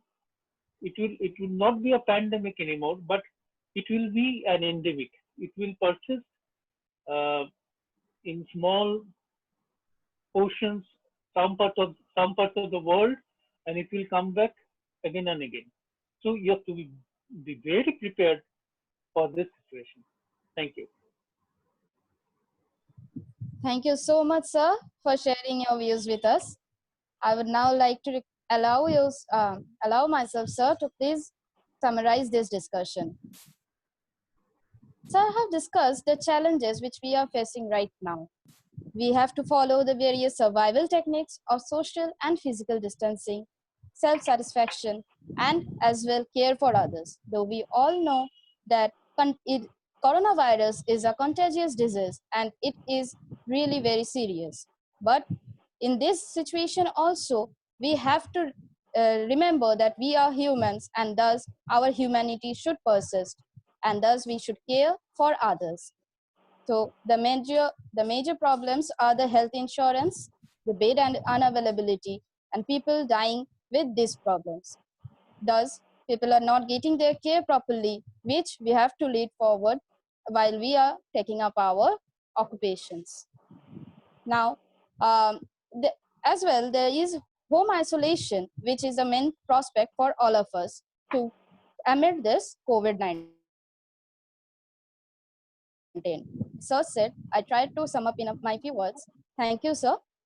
Now, I would like to request everyone to ask their queries by raising their hand. We will unmute them for the queries. So, we got a question in my chat box. The question is from Bagisha Singh, second year. The question is, she is asking, sir, as we all can see that you are wearing a mask and a head cover. There is a rumor now that this wearing this mask will reduce our lung capacity, reduce our breathing capacity. So is this true? Or and others who are not having any breathing problems are catching the problem because of wearing a mask. So, sir, would you like to guide us, please? This is a very good question. I didn't expect this question from anyone. Very intelligent question this is. Yesterday there was a case which I've read somewhere that a person, an athlete person, was running with a mask regularly, with a mask, running over the treadmill, or he was wearing a mask. And after that, when he came back home, he put off his mask and suddenly he collapsed. And the oxygen saturation dropped and he collapsed. It's a very unfortunate situation happened. Now listen, this mask, what I am wearing is a surgical mask. I'm not wearing N95 mask in my home. So when you are very much confident about your own safety and the safety of the others, you need not wear a mask. But what happens with me, I'm sitting in a room, my family members coming every now and then, I have to talk to them. And so I am being more extra cautious now because I am working in a corona hospital. So that from my talking or my saliva, or there should be no aerosol transmission to my family members. So I'm wearing this. But this is not advisable for you because nobody can wear a mask for 24/7. Wear a mask when you will be likely meeting people, you will likely talk to them, and you're going outside, and for other time, not necessary. And Thank you yes, so much. you're correct. Wearing a mask all the time reduces oxygen entry to the lungs, and it's not good. That's right. Thank you, sir. So the conclusion is that we should avoid wearing masks when it is possible, but in the public, we should always wear the mask. Thank you, Vagisha, for the question, and thank you very much, sir, for the answer. There is a next question from Madhuja Chakraborty. The question is, how diabetic patient can uplift themselves with the COVID and the treatment methods? Nice question. So diabetic patients are very much prone to this COVID complication, not the infection, but the COVID complication. Because diabetes itself is a silent killer. And when this COVID, coronavirus infects, the diabetes gets worsened, and there's a more chance of sepsis, more chances of pneumonia getting worse, more complexity, ARDS, respiratory failure, everything. So diabetic patients must take precautions before that. First of all, they should keep their blood sugar level at optimum level by taking regular medicines, exercises, and everything. They should practice proper diet and proper exercise. And also, the diabetic patients should take extra care in meeting people. In this situation, I advise the diabetic patients not to move outside, not to meet with people, not to allow any person to enter their room, and be very much cautious in this situation, and take their regular medicines, the supplements like vitamins, zinc, vitamin C. This is all that is necessary for a diabetic patient to be safe in this situation. Thank you so much, sir, for this detailed answer. Hope, Madhuja, you have got your answers. We are getting a lot more of questions, but those are similar.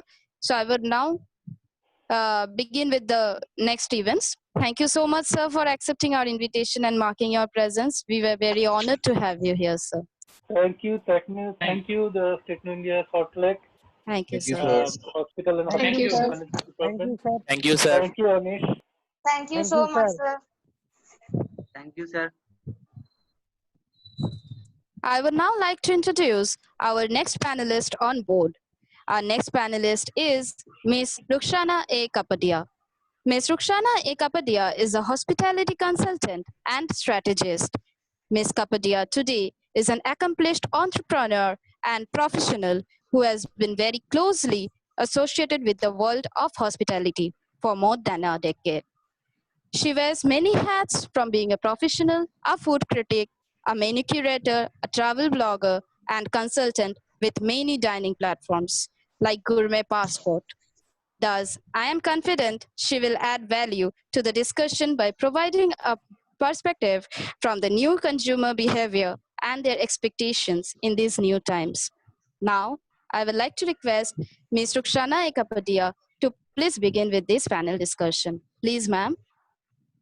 Thank you so much for the warm welcome and the kind words. Congratulations to everyone for Wizard 2020. It's a phenomenal effort. It's very heartening to see over 200 young minds come together. And of course, my thanks to Techno India, Mr. Anish Chattopadhyay, Mr. Bhaskar Bandyopadhyay, and all the esteemed co-panelists that I've had the pleasure of listening to today and having me here today. And our discussion is on care and career in the new normal. So, since we have already had our prior panelists talk about the new normal, I won't dwell on it too long. What is the new normal? Firstly, what is normal? Normal is defined as something that is routine and that we follow in our daily lives. We call this the new normal because since March 2020, all our lives have turned upside down because of the global pandemic COVID-19. It has changed the way we perceive everything in the world around us, and it is something that we will have to live with in the near future until a vaccine is not, you know, procured and has not been distributed to everybody, and we are not safe from it again. But it's also, I think, been a great learning curve for all of us, because at the end of the day, it's at times like this that our learning curve and our growth is massive and huge. It's the time to think out of the box. It's the time to also, at the same time, have a lot of mental discipline. It's also, again, the same time to be much more open-minded and flexible in your thought process and open to change. And all of us, irrespective of our age, irrespective of our backgrounds, or irrespective of whether we are students or teachers or professionals, are being forced to do that in a way if you actually think about it. Uh, I work in hospitality. For me, I have always stated that hospitality and F&B is very experiential. It's an experience. It's not just running a restaurant or serving food is not just, or even for example, running a hotel is not just about giving a guest a clean room and bed to stay in, or serving them food to fill their stomachs. There are so many more little things that make it special, memorable, and ensure that guests keep coming back and develop a brand loyalty, which is what fosters the growth in our industry. Yes, hospitality and hospitals are very different, but there are some things that are similar in both. Both are very hands-on. Both need the personal touch. When it comes to hospitals, your doctors, your caregivers, your healthcare workers are the ones who comfort, soothe, and heal you. And when it comes to hospitality, similarly, the people who are in the food service industry or in the hotel industry, they too comfort you, soothe you, and make you feel pampered. After all, isn't that why we go and eat a meal out, or why we enjoy celebrating special occasions, festivals, birthdays, anniversaries with a meal out? Because the experience is about when we go to a place that we like, a restaurant or wherever, we actually feel very special. And of course, now with the COVID pandemic, this is something that has actually become and come under great threat, because we are afraid to go out. We are afraid to eat out or order food from out due to health reasons. Uh, when you talk about a career, many people say the hospitality is one of the hardest hit industries today, and they're absolutely right. Is it a good time to have a career in hospitality? I would say that this, yes, food and eating out is a fundamental part of our lives. Temporarily, there have been setbacks, uh, but I would say rather than take these setbacks in a negative way, this is a great time to learn. This is a great time to grow your personal skill sets, to polish your knowledge, and enhance yourself with as many talents as you can, so that 1 year or 1.5 years later, when you do step into the world of this industry and work in it professionally, you will be even better prepared for your career growth and for your, meteoric rise in the industry as professionals. So many people ask me, and many of my friends ask me for their children, nephews, nieces, our kid wanted to do hotel management, but now the industry is in such trouble. Is it wise? And I say it's absolutely wise, because eating out, staying in hotels, yes, it will change.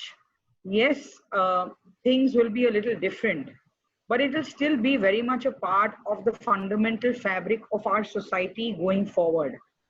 And so, as long as we adapt, and the key word here is adapt, to that change, to that new normal, as we call it, there will be nothing stopping us from having flourishing careers in it in the long run. I've always believed in perspectives. I've always believed that the glass is half full, not half empty. I'm a positive person. I have been a part of this industry for a long time. And I know for sure that this industry is governed and driven by passion. It's the passion of people in restaurants, in hotels, that actually drive this industry. And the hard work that they put in is because of that passion. Of course, when we talk about care, uh, we have to take care from two sides, both when we go as guests to a hotel or a restaurant, and as people who work in hotel restaurants, as stakeholders, as brand owners. There are two sides of every story and of every coin. The heartening part is, in this last 6 weeks, I work out of home, specifically in restaurants and cafes, at least 5 days a week. I do this for two reasons. One is because I genuinely believe that my industry, my fraternity needs support. And the only way I can support it is by putting myself out there and showing that I trust the measures that are being put forward by them, the steps that are being followed by them to safeguard the health of their guests. Uh, the second reason being, I feel safe. I would not endanger my family and my dear ones because this pandemic is not just about ourselves. If we fall sick, it's difficult enough. But remember, because it is a pandemic which transfers easily from person to person, unless certain mandatory steps like mask, hand washing, regular hand sanitization after touching, surfaces out of our home. Uh, if we don't follow this, we're also putting our loved ones at risk, which is very grave and very serious to all of us. So the reason I'm out, I believe, and I'm seeing at first hand, where stakeholders are actually, and where the frontline service associates in various outlets are actually taking the trouble to ensure a hygienic and safe environment for all their guests and patrons. So that would logically take me to the next question. What are these safety protocols? Well, firstly, let me just inform you that as per WHO, the World Health Organization, and a report they released in April this year, April 2020, that is post the pandemic, cooked food is not a host for COVID virus. A very important point for all of us who have aspirations in this industry, as well as who regular people who just order food or eat food outside need to know. If food has been cooked, it is not a host for COVID virus. Yes, you can get COVID virus from takeaway containers or delivery people, but there are very simple steps to ensure that these are completely marginalized. And let's go through some health and safety protocols that we should all follow and make part of our discipline and routine in this new normal that we live in and we are working in. So firstly, every guest must have a mask when they go anywhere out of their house. And this is not just to a restaurant, it's irrespective of where you go. It could be to your neighbor's home, it could be just downstairs to your gate to pick up a package, it could be to meet a friend, it could be to go to a market or a chemist shop or anywhere, even for if there is, unless proper social distancing is maintained, if you go into a crowded place, please do, yes, wear your mask. Um, all restaurants today, all malls today, all hotels and public places today do a thermal temperature check to see that you're not having any kind of fever. They all don't allow you entry into their premises without a mask. And they all offer you sanitizer at the entrance. Of course, for me, it's become a habit now to carry hand sanitizer wherever I go. We have it in in our car, we have it in our pockets or our bags, our briefcases, our laptop bags, and our homes. It's just part of the new normal. It's like, wearing my spectacles. I carry my sanitizer in the same way, because if I don't wear my spectacles, I can't see well. If I don't carry my sanitizer, I can't ensure that I don't get infection and I don't infect anybody else. So it's important to be responsible, not just to your family, but also to people around you, because the more people that get it, the more danger there is for you or your family to get it. So it's not just about taking care of your family, it's about taking care of everyone around you.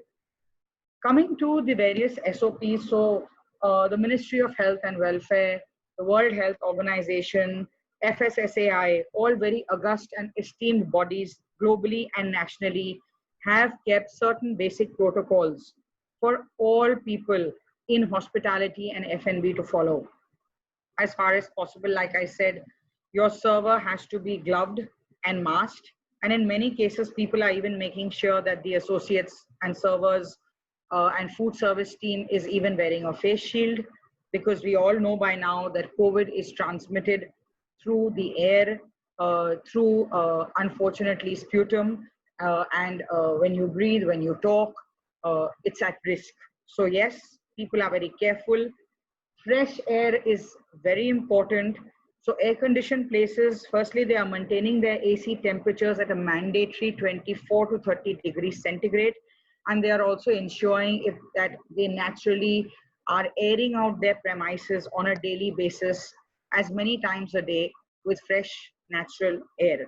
Social distancing, of course, has become a norm.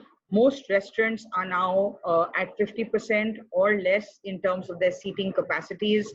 Alternate tables are being used, or tables are being removed, and the distance between tables has been doubled to the mandatory 6+ feet in many cases. This is now being followed as an industry norm. As far as possible, there are separate entrances for guests and goods. Where the premises is smaller and there is only one entrance, they are trying to ensure that raw materials and goods come before and after service hours, so that there is no contamination.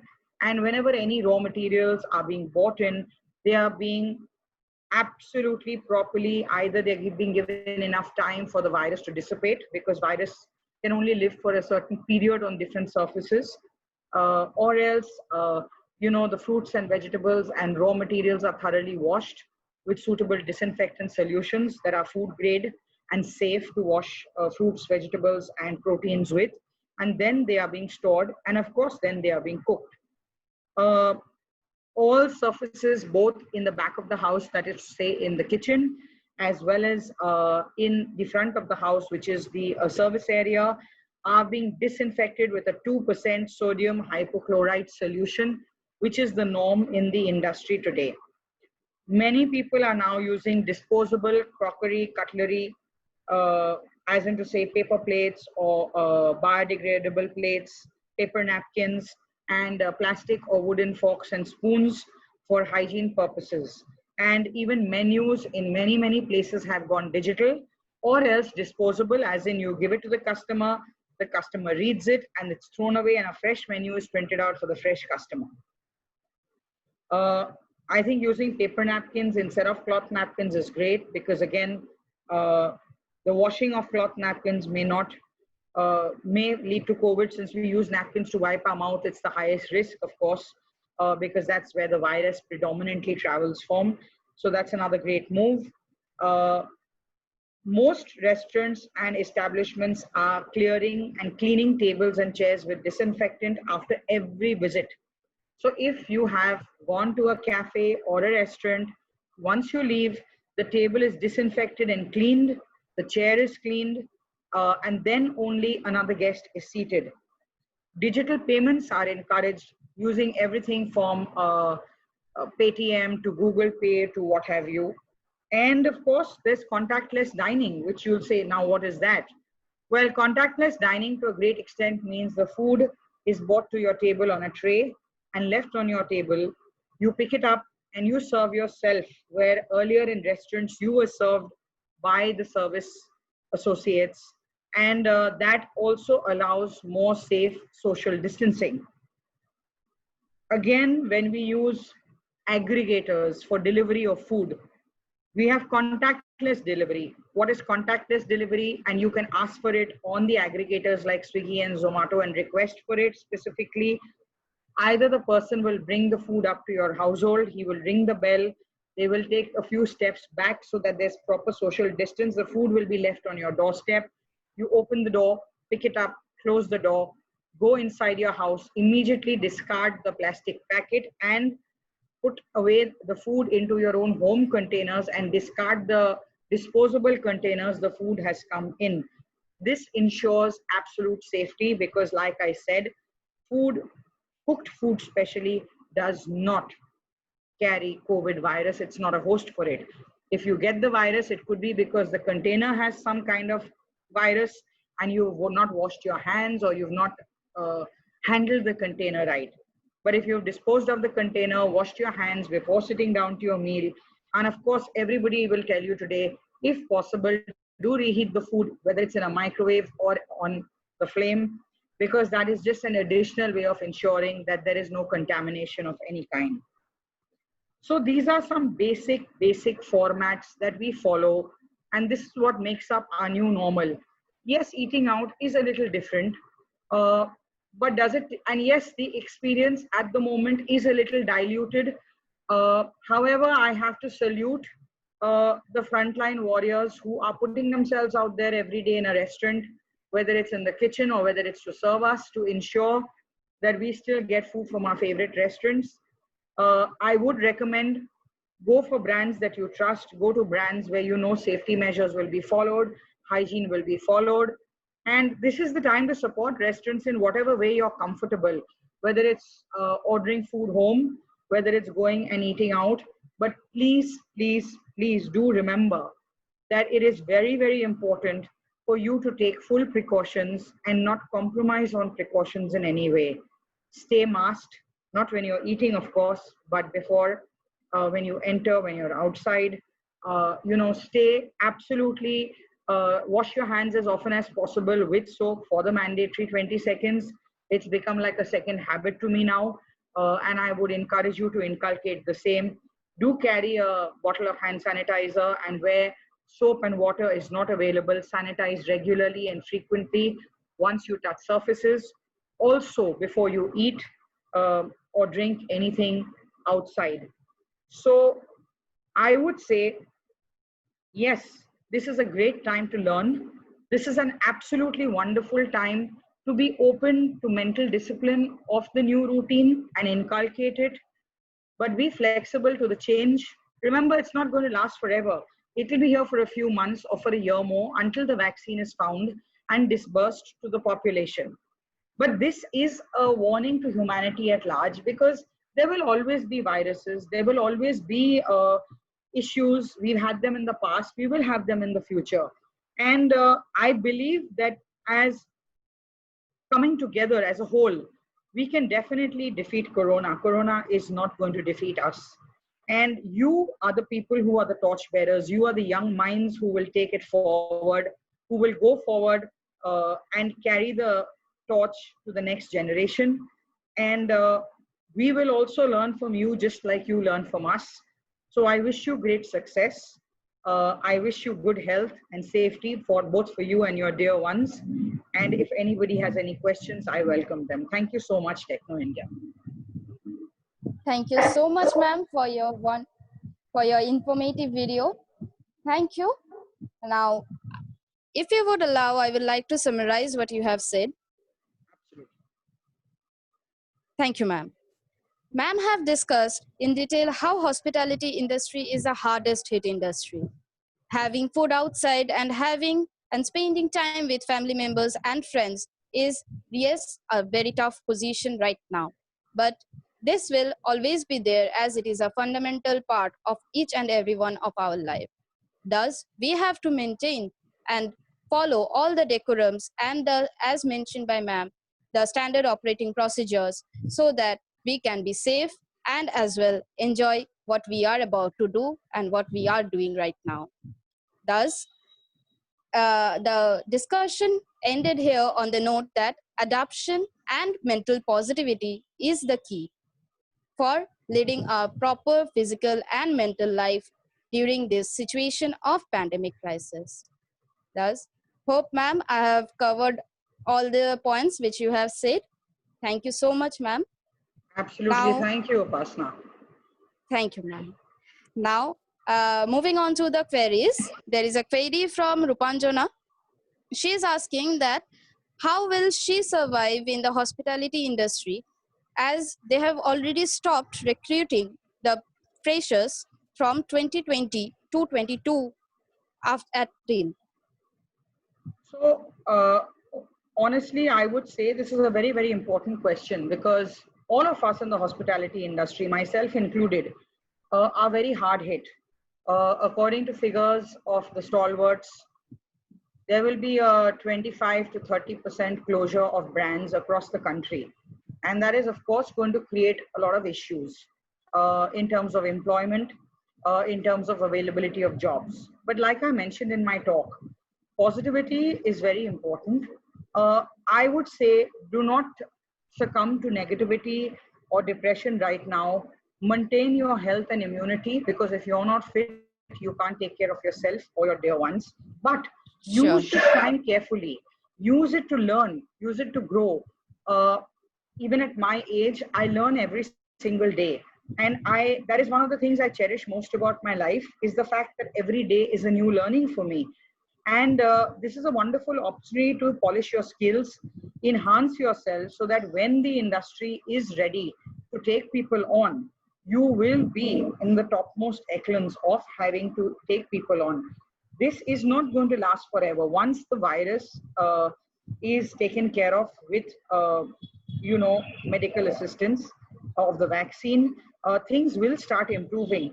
Food, eating out, holidays, tourism, they're an integral part of our society today, of the fabric of our society. And they are very important for all of us as stress busters, as momentous celebrations, as milestones in our life.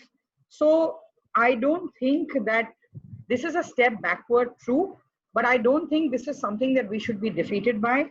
And I would urge all of you to focus on your health and immunity, to focus on your learning curve, to stay positive because this will pass and we will get through it together collectively and together as one in terms of the fraternity. Thank you. Thank you so much. This answer was very helpful. Hope, Rupanjana, you have got your answer as well. So there were multiple questions regarding how if COVID can spread through the contamination of food. And I hope all of you have got your answer. So now, another question up is how we can manage the stress during this COVID and while working in the office or from home or whatever in the hospitality industry. So How can at we cope any up with the given stress? time, absolutely, at Yes. any given time, the hospitality and F&B fraternity is a high stress, high pressure industry. And it's also a difficult industry. It looks very glamorous from outside, but remember all of us who work in it, we sacrifice every holiday, we sacrifice time with our families. So when the whole world is celebrating, we are working the hardest. That's perhaps one of the hardest and most challenging aspects of our industry, besides the long hours and all the rest of it. Which is why I said our Yes, ma'am. industry is driven by passion. If you don't have a genuine passion, if you don't have a genuine calling for it, then you can't be successful for it, right? I believe Yes, ma'am. that the best way to stay positive is to share. So when you're upset, when you're hassled, pick up a phone, call up somebody you look up to, a teacher, a senior, elder brother or sister, an uncle, aunt, a parent, even your friends, talk to them. I found that talking takes care of most fears. Once you talk to Sure. somebody you trust, you're reassured. Also, if you keep yourself occupied in a nice way, not just, of course, we are all enjoying watching Netflix and binge watching Yeah. all the rest of it and web series. But keep yourself occupied in a positive way. Even if you want to watch web series and movies today, there's so much content available between YouTube and Netflix and Amazon Prime and Hotstar and all the rest of it. So many shows on food, so many documentaries. Watch stuff like Yes. that, stuff that you can learn from. I do that. You'll be surprised. I do that almost every day. I love to read, so I also read a lot of books. But I make sure that besides reading and watching web series for pleasure, there's a balance and there's also learning every day.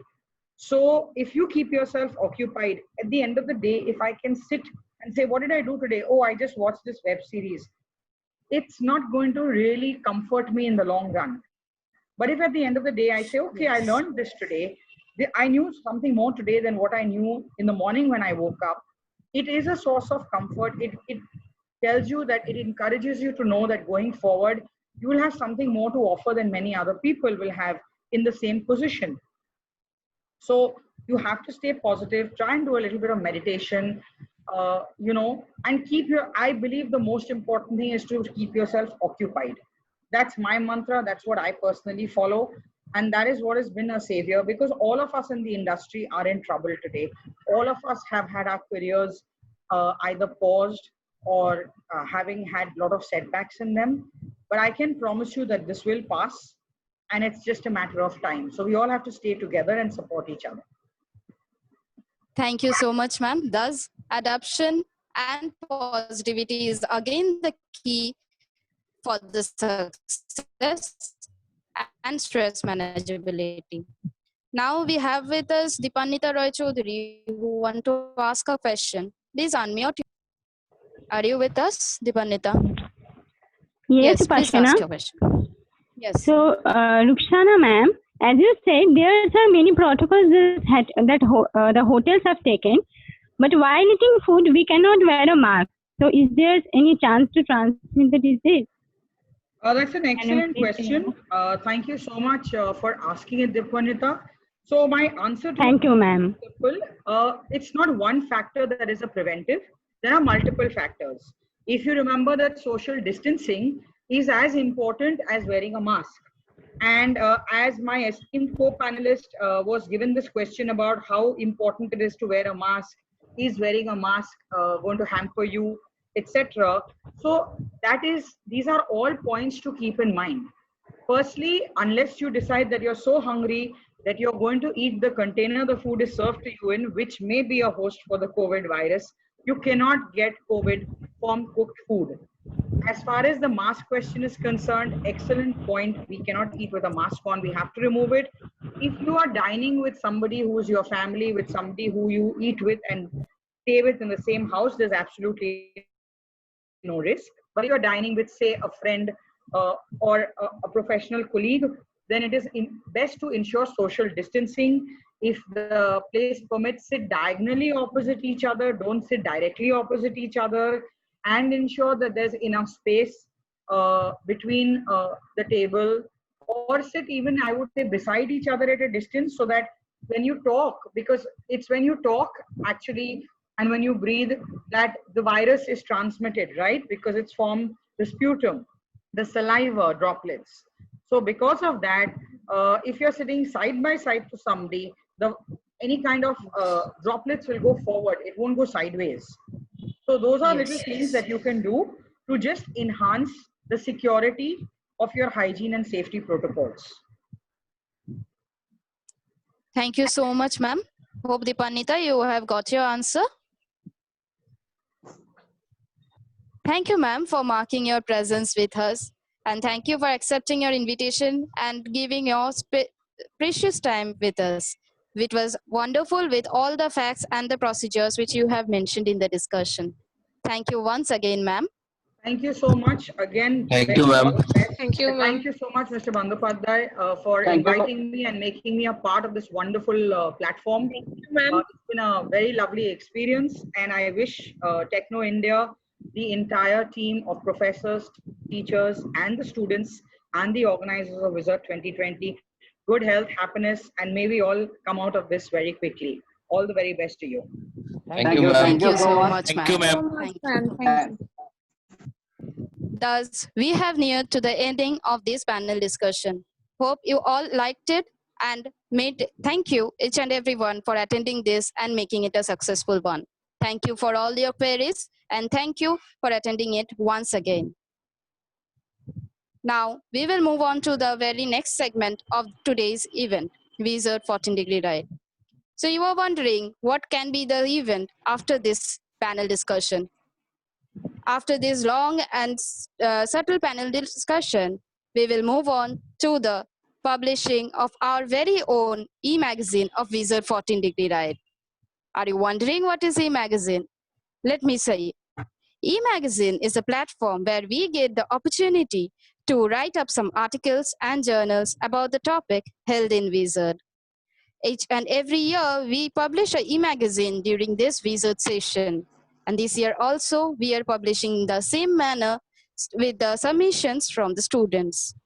This year, the topic of e-magazine is not much varied. Rather, it is quite concise in two topics. The topics are how hospital industry have adopted the new treatment methods during COVID-19 and how hospitality industry will recover from this major disaster and how unemployment will get recovered after COVID-19. So these are the topics which we will have in our e-magazine. This year also, the e-magazine will be published in our very own official page of Wizard in the Facebook platform. So now, I would like to request Professor Anish Chattopadhyay sir and Professor Bhaskar Bandhopadhyay sir to do the honors for the publication of e-magazine of Wizard 14-degree Right. I would now like to request the tech team to please show us the preview of the e-magazine. Thank you very much, Upasana. Thank you so much, sir. Thank you so much, sir.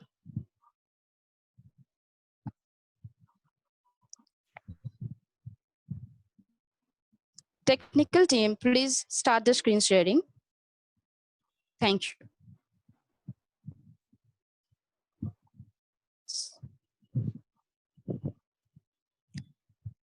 Professors, if you would like to. Yes, sir. Congratulations, everybody who have made it possible. So that's amazing. And you have given your best effort to publish this magazine. Again, I am congratulating you all. Thank you so much, sir.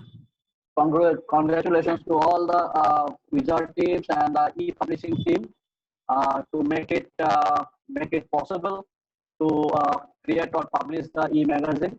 Congratulations again. Thank you so much, both of us, sir. The preview of the e-magazine was indeed very stunning and wonderful. Hope you all liked it. Congratulations to each and everyone who have got their articles and journals published in this e-magazine of Wizard 14-degree Right. Now, the publication of the e-magazine of Wizard 14-degree Right has come to an end. Let's move on to the next event. I would like to request my next co-anchor, Shomik Chandra De, to begin with the next segment for the day. Thank you, Vasana Baral. Good afternoon to all the respected dignitaries and my beloved audience present here. I am Shomik Chandade on behalf of Hospital and Hospitality Management second year and Mr. Wizard of 2019. It is a great honor for us to welcome you all in such an auspicious seminar. In spite of the pandemic, Wizard has taken a great initiative in organizing events and programs, out of which one event is Mr. and Miss Wizard. Now, I would like to request my co-speaker, Ankita Sarkar, to explain about Mr. and Miss Wizard and its rules and regulations. Thank you.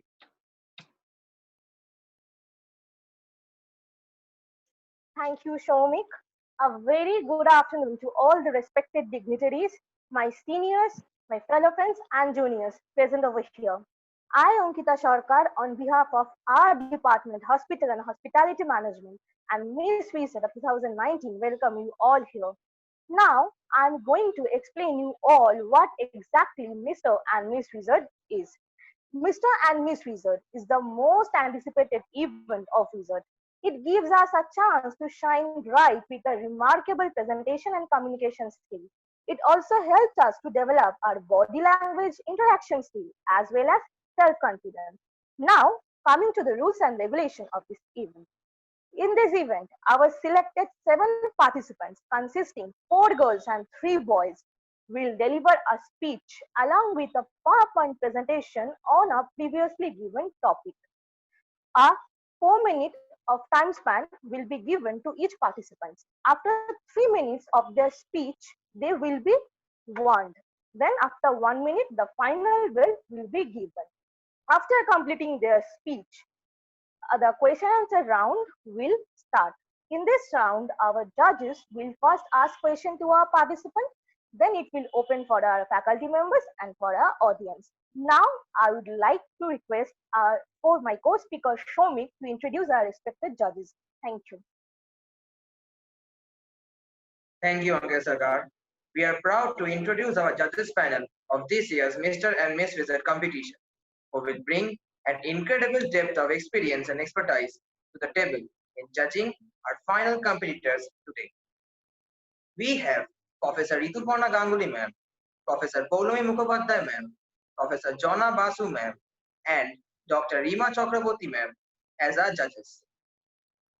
So, without further ado, we would like to start our Mr. and Miss Wizard competition, the most awaited competition of Wizard 14 degree ride. I would like to request my co-speaker Ankita Sarkar to announce our topic for this year's Mr. and Miss Wizard competition. Thank you. Thank you, Shomik. Today, we have a really interesting topic, global warming, fact or myth. So, I would like to call our first participant from Girls, Miss Akanksha Naik from first year of hospital management. Thank you.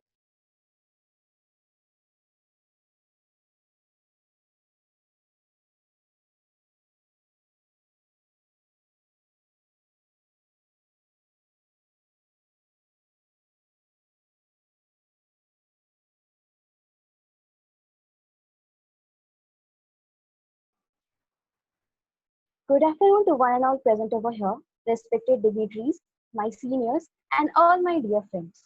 Hello, I am Akanksha Nayak, pursuing BBA in Hospital Management from Techno Meet Salt Lake. I am in the first year of my course, and today I have got a golden opportunity to present myself in front of you all for sharing my views on the topic of global warming, facts, and its myth. Now, question arises: what is global warming? Global warming is a natural phenomenon, or it is increase in the average temperature of Earth's surface, air, and ocean, generally caused due to the increased composition of greenhouse gases like carbon dioxide, carbon monoxide, and methane, etc. Now coming to my next slide, that are causes. The global warming has became a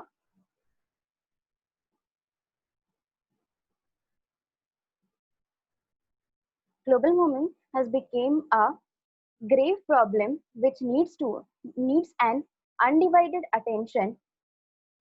It is not caused because of a single reason, but for several reasons, like emissions of greenhouse gases like carbon dioxide, methane, nitrous oxide, etc. in the atmosphere. Secondly, deforestation, industrial emission of gases, and burning of fossil fuels. Now coming to the next slide, that are consequences. As a consequences of this, we are facing climatical change, increase in the average temperature of Earth's atmosphere, and climatical change, and it also occurs, it also boosts the occurrence and concentration of climatic disasters. It also helps, it also prevents us from glacier melting that increases the water level in the seas, which people think it is good for our earth, but the fact is it creates a hectic problem for floods. Now coming to my next slides, which contains facts and myths. People have myths about global warming that being a larger part of greenhouse gas, water vapor should be controlled instead of carbon dioxide. But the fact is, carbon dioxide, water vapor, and climate are interrelated to each other. But water vapor cannot be controlled by human beings. Second myth is ozone holes will be reduced. Then only global warming no longer be a problem for us. But the fact is, ozone layer prevents us from so many rays which are directly coming from sun. Ozone layer has no relation with global warming. Now coming to my next slide, which include prevention and conclusion. We can prevent global warming by following some steps, like by following 3 R's theory, that is reduce, reuse, and recycle. by doing afforestation instead of doing deforestation, by using less heat and air conditioning, so it contains CFC molecules, and CFC molecules are the are promote global warming very much. We can use eco-friendly things for our daily uses, and we can use walk-in for short distances, or we can use public transport instead of private transport. Then only we can overcome this problem. Otherwise the day is not far when no human will appear on the earth, and our mother earth will lost its capacity to have life. Thank you and have a nice day ahead.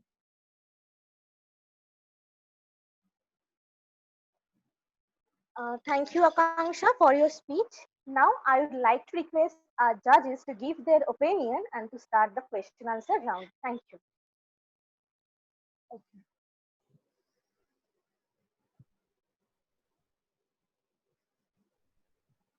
Okay, I have a question for Akanksha. Can you hear me, Akanksha? Yes, ma'am. Yes, ma'am. Okay. So the question is, you said that we can use some eco-friendly things in our daily life, right? So could you give some examples of such eco-friendly things that can be practically used in our everyday life? Yes, ma'am. Actually, we used to use like plastic bags for carrying something. Instead of using plastic bags, we can use paper bags also. The bulbs which are using, that is contain so many harmful rays. So instead of that bulbs, we can use CLF bulbs, and many more things we can do like this. Thank you. Okay, thank you so much.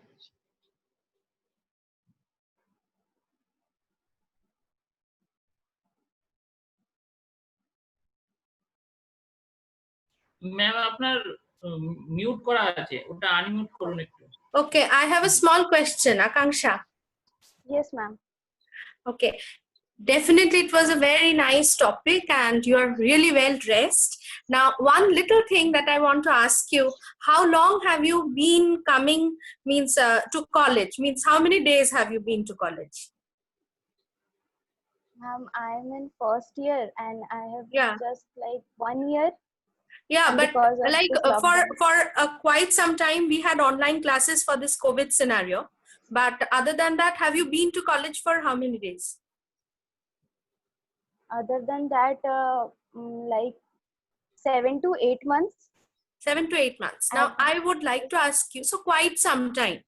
So can you suggest certain things, like 1 or 2 measures that, you know, your college campus can take to actually start some eco-friendly, you know, things within the campus? Like any little 2 changes that you would want to bring after your study on global warming to establish, like to bring about a eco-friendly rather to stop global warming like that. So what could be your suggestion for that? As we enter college, we see some posters are made on the walls. Okay. Okay. And there is some cartoons and some kind of poster likely is there. So instead of that posters, we can enhance the global warming problems and the prevention we can take to reduce the global warming. We can add that posters also on that place instead of posting the PUBG lover and another thing. I'm not humiliating the posters, but as my suggestion, we can add there some preventions, rules and regulations should be. Okay, that is one suggestion. Yes, second, I would request you to give us a eco-friendly change that you want to change in your college campus. Okay, ma'am. Okay, ma'am. As that our should be college cost have effective. canteens. Huh? That has to be cost effective, means feasible change. That's, yeah, ma'am, I am saying. Okay. Like as our canteen, college canteen have food items. They serve food items in paper plate only. Okay. Okay. So whenever we goes to buy some Lays or Kurkure something, so it is packed in a plastic paper. So Okay. instead of that giving ready-made, we can put it in a paper plate and give it to the customers who are taking that food. So it is cost effective also because we are buying paper plate for serving sandwiches and many more things. And Okay. so we can use that, and it will not, I think it will not affect the cost price. Okay. Thank you, Akanksha. Thank you so much. Thank you.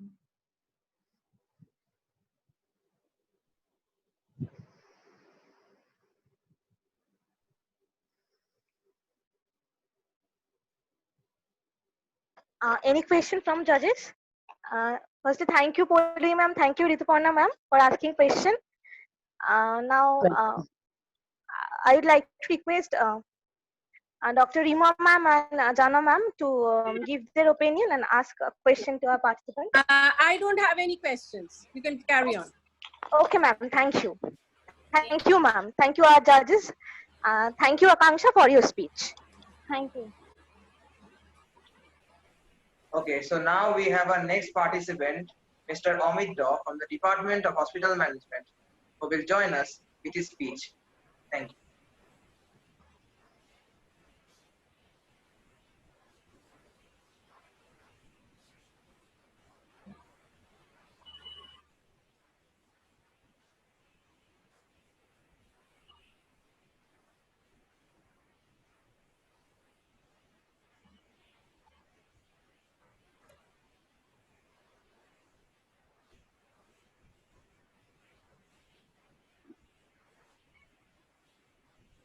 Good afternoon to all my respected dignitaries, seniors, and my fellow friends present here.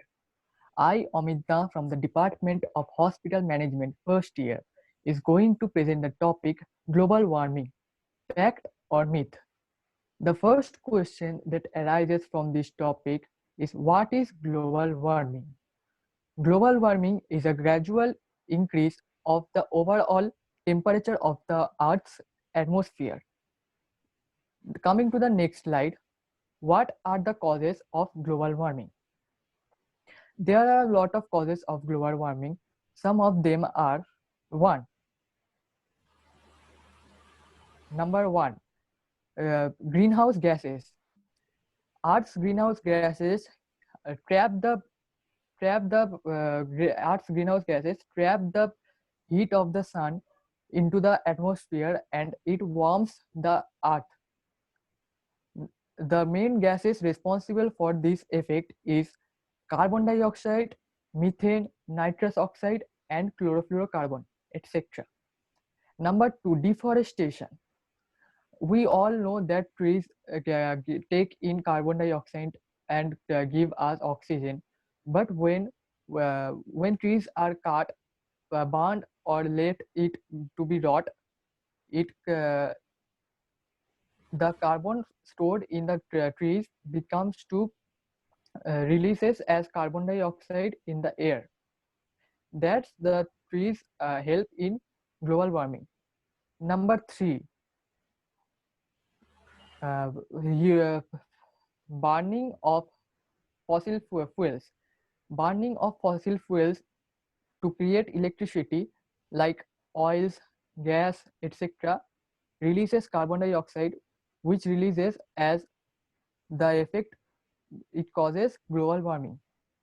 Now coming to the next slide, what are the effects of global warming? There are some effects of global warming. Number one, temperature rise. The temperatures are rising day by day due to there are rises of temperature due to global warming. Number two, drought. The drought is occurred at the dry areas. Number three, melting glaciers.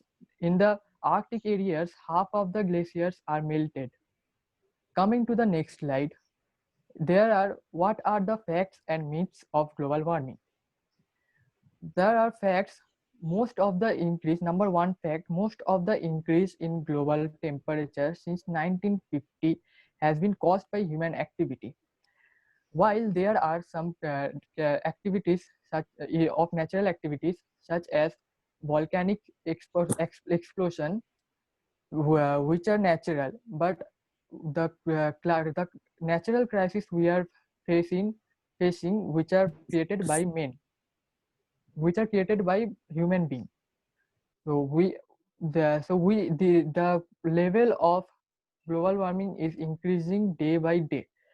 Fact number 2: coral reefs are being destroyed. Uh, in the last 30 years, uh, half of the coral reefs are died or are died.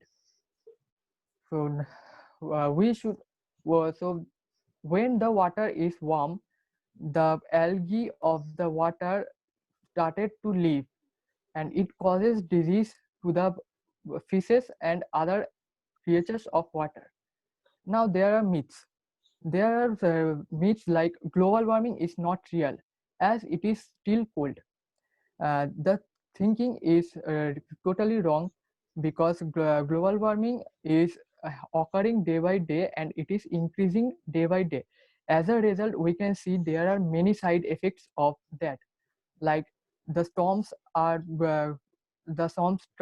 more than before, and they are deep than before. And coming to the next point, getting rid of human will fix global warming. Getting rid of human, it is easier to think that we have gone too long, that the earth will not be able to continue to have the capacity of human being. But we have to take some preventive measures, like we need strict rules that we can stop using of greenhouse gases a lot, and we have to reduce the use of that greenhouse gases. Now coming to the next point, which is conclusion. According to the informations I gathered in this topic, I strongly support facts against myth. There are a lot of arguments that global warming is a hoax. Global warming is a fiction. I think they are totally wrong. Some of the myths are merely not scientifically proven, and this way I support the facts, and I think that the global warming is happening and global warming will occur, and this is a fact. Thank you. Stay home, stay safe. Any queries? I have one question, by the way. Okay, ma'am. Yes. Actually, you said that like global warming is a myth, and it is not true that if we get rid of human, the environment will be fixed, or the problem of global warming will be fixed. But in this lockdown scenario, we have seen certain changes in the environment, haven't we? Like even the the news has reported multiple change that has occurred in the environment itself. So how can you say that it's not a myth? Because like you were talking about deforestation and all, but Yes, ma'am. and the use of greenhouse gases.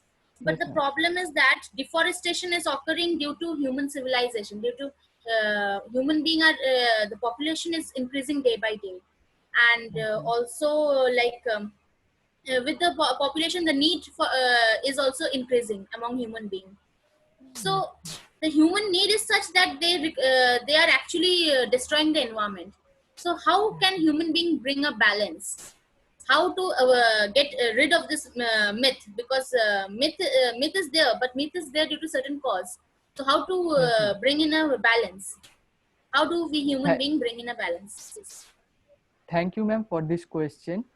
According to my thought, we should do some preventive steps, like we should have a strong political or business leader who can make strict rules, like less use of greenhouse gases and many other things, like the like nowadays people are not going outside of the home, so that uh, the cars and the any other vehicles are not moving, so that the pollution level is very low.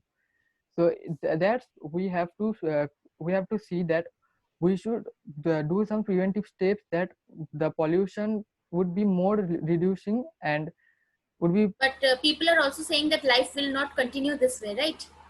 Like Yes, in the ma'am. lockdown scenario, whatever is happening, life cannot continue that Yes, way. So how to bring in a balance? Like even when life goes on, the balance of the environment doesn't get changed. How will that be possible? Thank you, ma'am, for this question. But sorry, ma'am, I don't have any knowledge about this question. Okay, I would suggest you to research on that as well. But it was a wonderful Thank you, ma'am. presentation. Thank you, ma'am. Okay, thank you, ma'am. Any other question from other judges? Rituparna ma'am, Podium ma'am, No, Sona no, ma'am? no. So thank you, Amit, for the speech. And Rima ma'am, that was indeed a very nice question by you. You? So thank you. Thank you.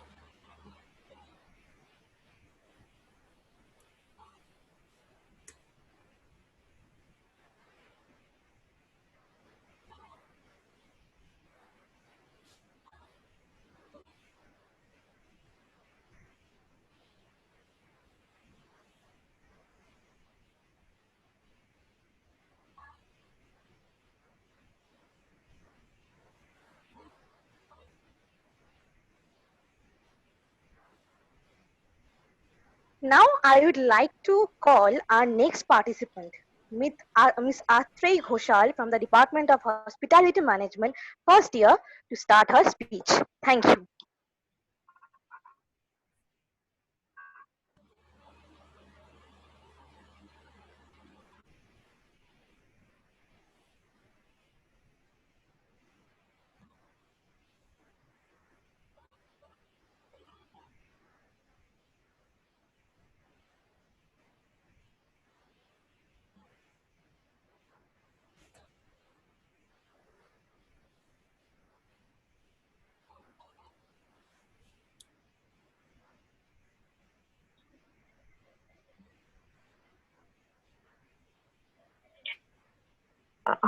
Good afternoon to the respected dignitaries, my seniors, and my fellow friends.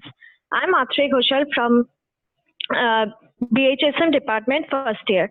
Today I'm going to present the topic global warming, fact or myth. So my first slide is what is global warming? Global warming refers to an obvious and continuing rise in the average temperature of Earth's climate system due to effect of greenhouse gases such as carbon dioxide emissions from burning fossil fuels, which trap heat that would otherwise escape from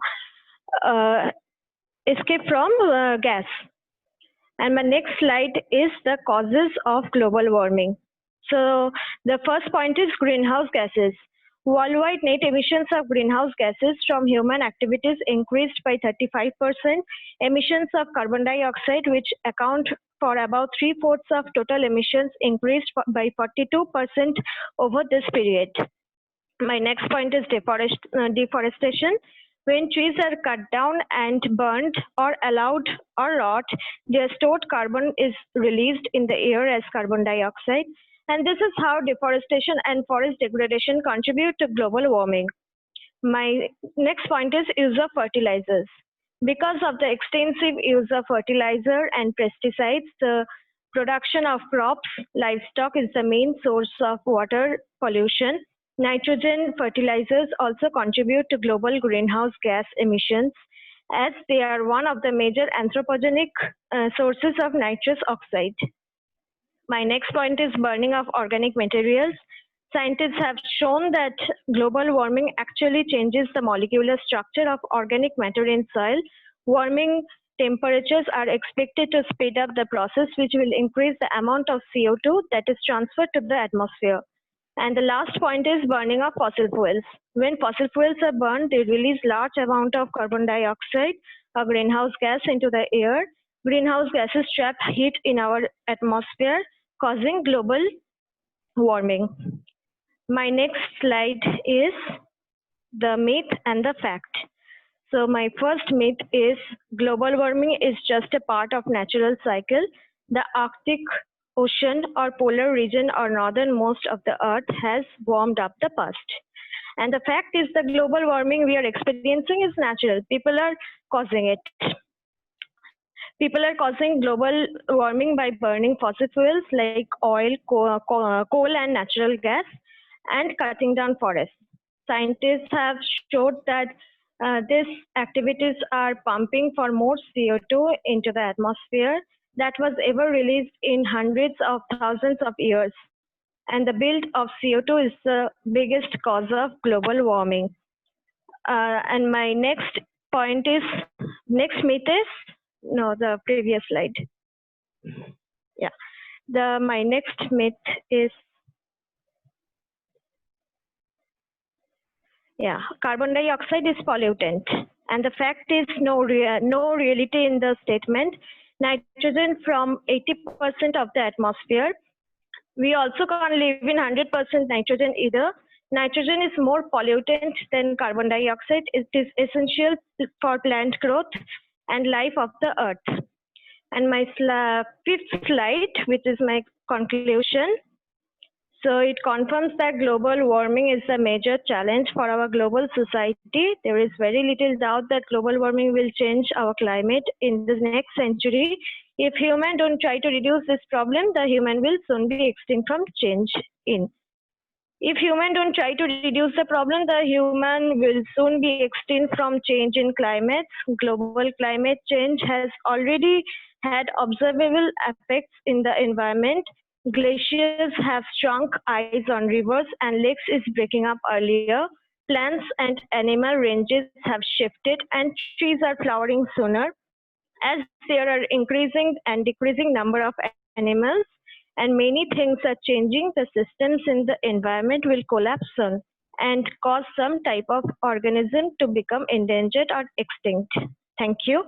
Have a nice day and stay home, stay safe. Any questions or any queries?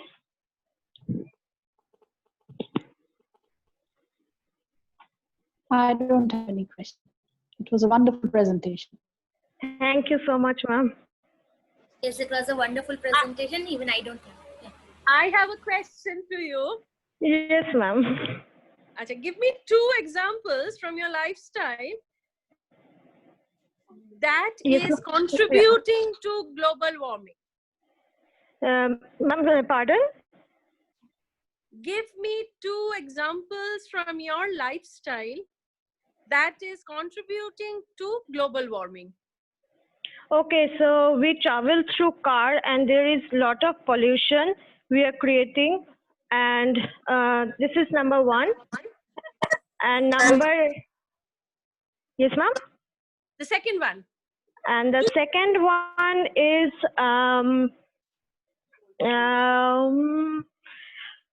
the second one is the, Okay, going back to your first answer, how do you want to change it? okay. Going back, like we are traveling every day and the transport has really increased nowadays.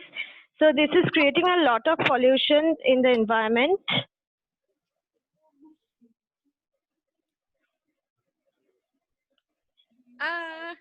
How will you come? You'll cycle down? How will I overcome the situation? Yes. Okay, so if we travel in like regular transform, like having a metro or bus, so this can reduce a bit. Okay, thank you, thank you. Thank you, ma'am.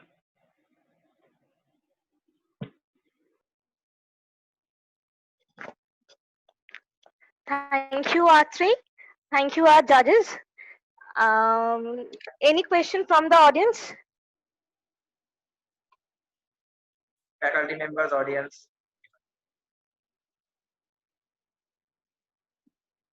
Okay, no question. So now, thank you everyone. So now we have Archan Bhattacharya from the Department of Hospitality Management who will join us with his speech. Thank you.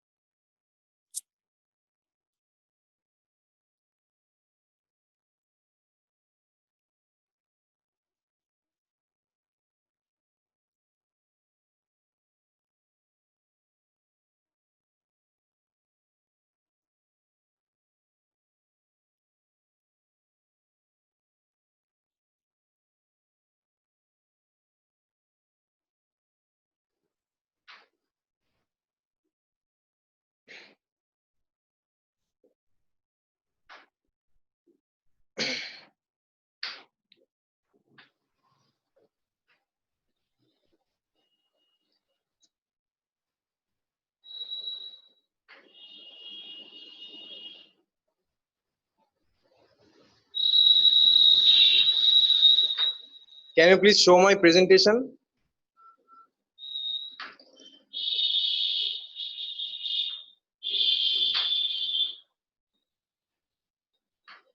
I'm requesting the tech team to please show my presentation.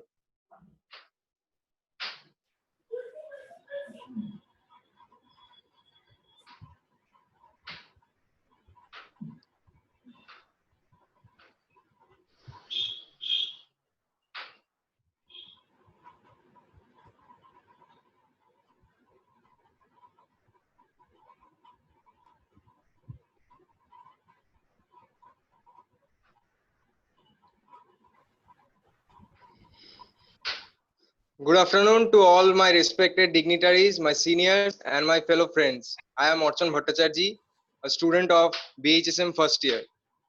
Today I am going to discuss about the topic global warming, fact or myth. So what is global warming? Global warming is a gradual increase in the Earth's temperature, generally due to the greenhouse effect caused by increased levels of carbon dioxide, chlorofluorocarbons, and other pollutants. Coming to the next slide.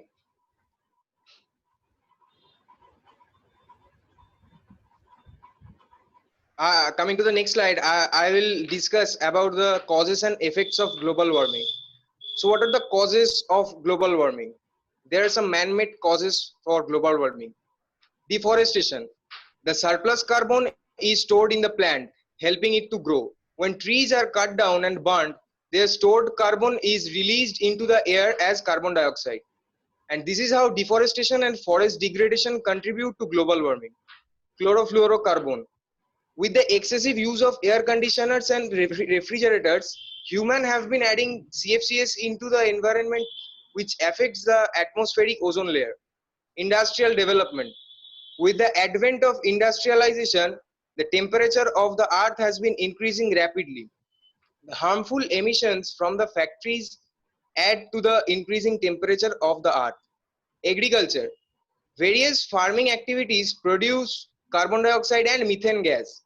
These add to the greenhouse gases in the atmosphere and increase the temperature of the earth. Now I'll discuss about some natural causes of global warming. Volcanoes. Volcanoes are one of the largest natural contributors to global warming. The ash and smoke emitted during volcanic eruptions goes out into the atmosphere and affects the climate. Water vapor. Water vapor is a kind of greenhouse gas. Due to the increase in Earth's temperature, more water gets evaporated from the water bodies and stays in the atmosphere, adding to global warming. Melting permafrost. Permafrost is there where glaciers are present. It is a frozen soil that has environmental gases trapped in it for several years. As the permafrost melts, it releases the gases back into the atmosphere, increasing the Earth's temperature. Forest blazes. Forest blazes or forest fires emit a large amount of carbon containing smoke. These gases are released into the atmosphere and increase the Earth's temperature, resulting in global warming. Coming to the next slide. Prevention. So how could we prevent the global warming? Afforestation. Encourage people to plant even more trees to create a fine balance in nature. Electricity. Do not waste electricity as it requires the burning of fossil fuels. As a result of burning of fossil fuels, greenhouse gases in the atmosphere increase rapidly and contribute to global warming. Solar energy. Solar panels reduce both global warming and urban heat island. The production of solar energy in cities is clearly a way to diminish our dependency to fossil fuels. To the next slide, I will discuss about some common myths of global warming. Some people say that global warming is not real, as there is still cold. Carbon dioxide is not the cause. Many people think that carbon dioxide is not the cause of global warming as it helps the trees to grow. Human being is not responsible. As humans only emit a tiny fraction of CO2 released in the atmosphere every year, many people think that human beings are not responsible for global warming. Now, I will talk about the facts of global warming. Temperature. Global warming is causing the Earth's average surface temperature to increase. This is not only making heat waves and droughts more likely, but it's also causing changes to our natural climate systems. For example, hurricanes and storms are becoming more intense, moving slower and taking longer to die down. Carbon dioxide. Plants do need carbon dioxide to live. Plants and forests remove and store away huge amount of carbon dioxide from the atmosphere each year. But the problem is there's only so much carbon dioxide they can absorb, and this amount is getting less as more and more forests are cut down across the world. Coming to the next slide, the conclusion. As per I have researched about the topic, I'll say that causes which I had mentioned earlier on the presentation is continuing the process of global warming over the years. Many people also believe in these myths, but these are not scientifically proven till date. Thank you and have a nice day. Any queries or question about my presentation? Guys are free to ask questions. Okay, I would like to ask one thing. These ACs and fridges, they release chlorofluorocarbon in the atmosphere, right? And Yes, it ma'am. causes global warming. But how do we survive without? Can you suggest a remedy? Not how do we survive? Suggest a remedy. Yes. Thank you, ma'am, for your question. But I would like to say that people mostly used ACs and fridges, refrigerators. In using these like people using it very like people uh, people can reduce the use means I'm saying that uh, we use refrigerators and ACs in our daily life. We can reduce this. We can slower this down so that we can help the nature. Okay, thank you. That's it. Yeah, and it was a wonderful presentation. Thank you so much, ma'am. Rituparna, please unmute your. It's muted. Archon. Yes, ma'am. Okay. Archon, what is your ambition? Ma'am, I want to be a chef. You want to be a chef? Yes, So, ma'am. do you have any idea like where they work and what is the atmosphere like, etc.? You have this idea? Yes, ma'am. More or less. Okay. Yes, Now, ma'am. it's a wonderful ambition, I should first say, Archon. Thank you, ma'am. Can you suggest little changes that you would like to make in the industry as per your knowledge to reduce global warming from your level? Ma'am, as I mentioned earlier, solar energy. Okay. Solar panels, we can use solar panels, not like, not heavily, but lightly. Okay. We can use solar panels in the industry. Okay. So that the fossil fuels will decrease its global warming. Okay. And another anything, one more change as a chef you suggest? As a chef, I would like to say that when a chef is on the kitchen, when a chef is cooking, it's the vapor from the food or when it's getting cooked causes global warming. So we actually don't have any specific idea that can prevent this, because we can't change the necessity of food. We can stop making food in hotel. We have to make it, but we can change in one way, like we can reduce the use of gas, or we can many people's cuts down trees for cooking. For cooking, they cut down trees. So that's also a cause. We can reduce this. Okay. Thank you so much. Thank you, Thank ma'am. you, Arjun. I hope that you become a very good chef one day. Thank you. Thank you so much, ma'am. So, Poloy ma'am, Jonna ma'am, do you have any questions to ask? No, my dear, I don't have. I'm quite impressed and happy. Thank you. Thank you, ma'am. The question now queries passes to the audience and faculty members. Anyone? To the faculties, the audience. Okay. So thank you, Arjun, for providing us with a wonderful speech.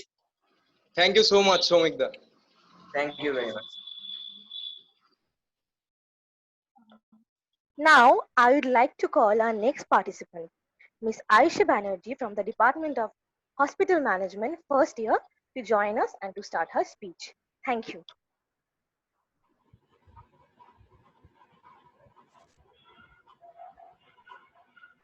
Can I please have my presentation on the screen?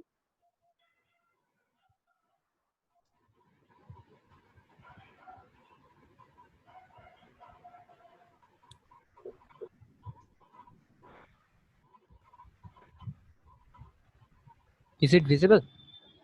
No, I Yes. can't see it. I can't see it.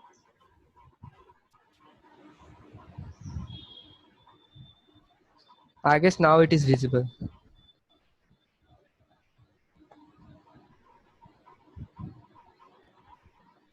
You are muted, Ayushi.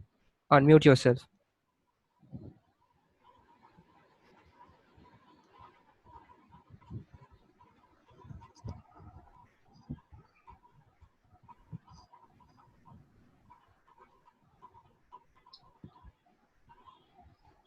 Ayushi, unmute yourself. Ayushi, unmute. You are muted. You are muted. And please unmute. Am I audible, sir? Now you are audible. Okay. Now you are audible. Can you Hello? see your presentation? Yes, I can. Thank you. Okay. Hello and a very good afternoon to the respected dignitaries, my seniors and my fellow friends. I, Ayushi Banerjee from the Department of Hospital Management, am going to talk about the topic global warming and whether it is a fact or a myth. So moving on to my first slide, I will start with the very basic definition of global warming, which we all have been studying since we were kids in school. So according to my research, I have found that global warming is basically the increase in the temperature of the Earth's atmosphere caused by the increase of certain gases, thus resulting in the heating up of atmosphere. So moving on to my next slide, we can see I have discussed the greenhouse gases or greenhouse effects which go hand in hand with the global warming. So coming to my first point, I will discuss about the gases. So the gases are namely water vapor, carbon dioxide, methane, nitrous oxide, and ozone. These are popularly known as greenhouse gases and which adds up to the greenhouse effect causing global warming. In my second point, I have said that burning of fossil fuels like coal and oil does increase the atmospheric CO2 concentration, which also adds up to the global warming. In my third point, I have talked about how melting of oceans and glaciers are affecting the sea level. The sea levels are rising up, causing a major disruption in our environment. Coming to my next slide, I have talked about the effects of global warming. First, my first point is hotter days.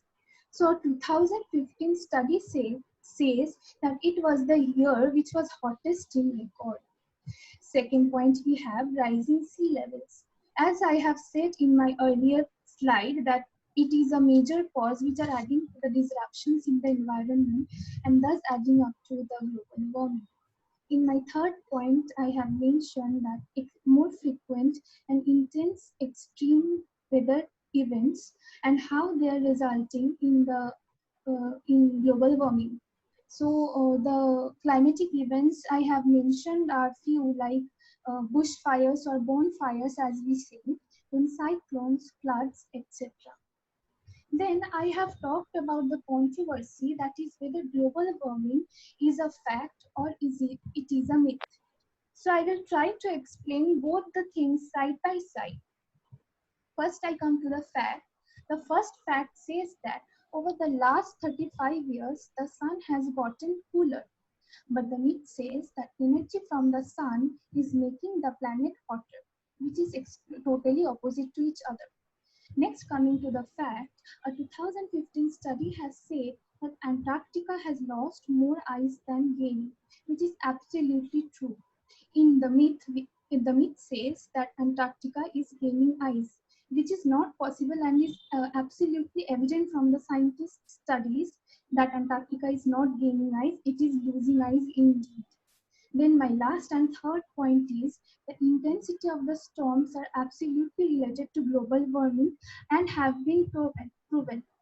And the myth says that storms like hurricanes aren't related to global change or global warming, which is absolutely not true.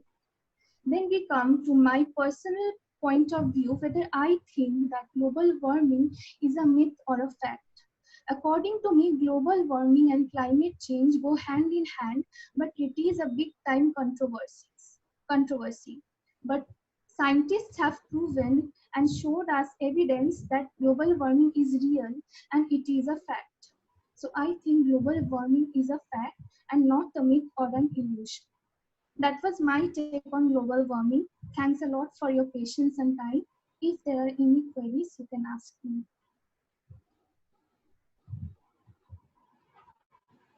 Thank you, Ayushi. Now I'd like to request our judges to ask question to Ayushi and to give their opinion.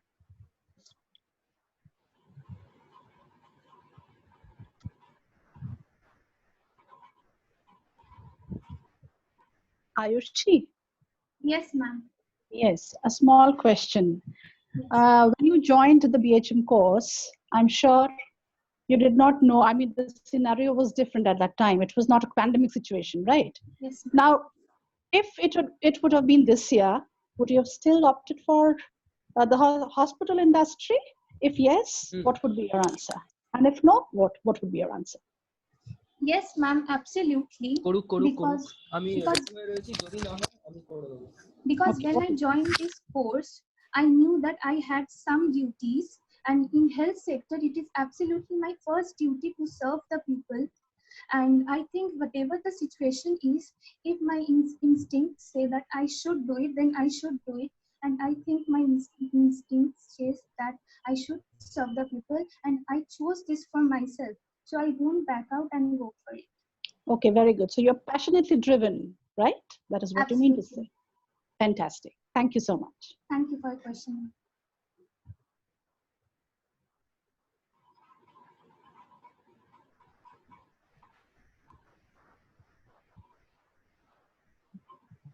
Any other questions? Thank you, Poli ma'am. Rima ma'am, do we have any question? No, I don't have any question. It was a wonderful presentation. Thank you, ma'am. Rithuparna ma'am. Ma'am, you are mute. Please unmute. Ayushi? Yes, ma'am.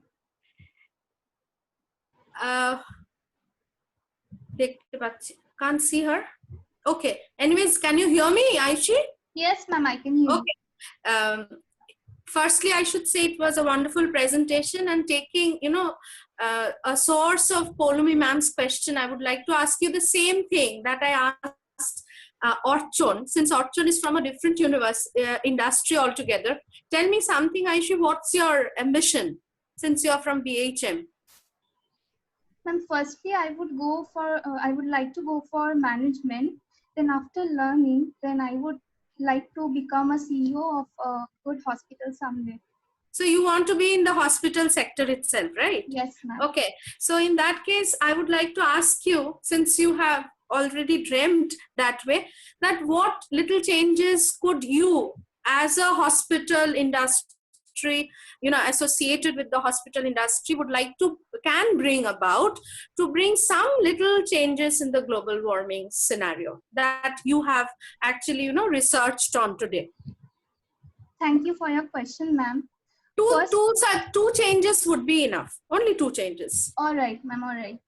So, firstly, I would myself, and I would request my colleagues and other people whom I would have above or below me, that we should use much more energy efficient devices or gadgets for our daily work, so that it doesn't add up, so the heat emissions and other energies do not add up to the environment and cause gets add up to for the global warming.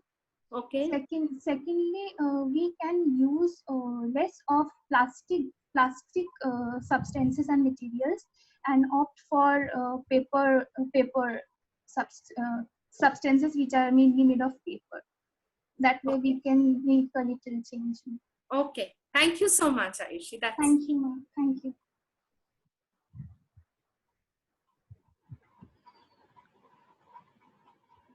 Jonah ma'am,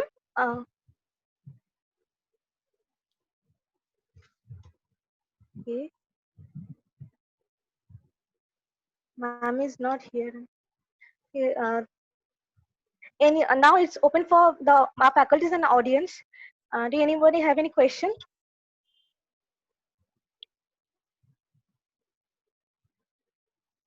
Okay, No. there is. Okay, thank you, Ayush, and thank you, our judges. Thank you so much, Ankita. Okay. So now we have Orkodipta Guo from the Department of Hospital Management to join us with his speech. Thank you.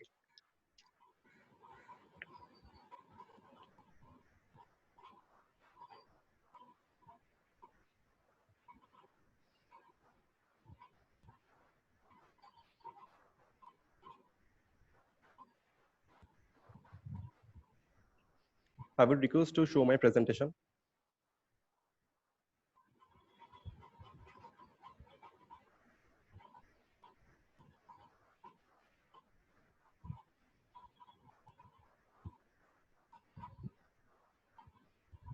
Hello. I would request the tech team to show my presentation, please.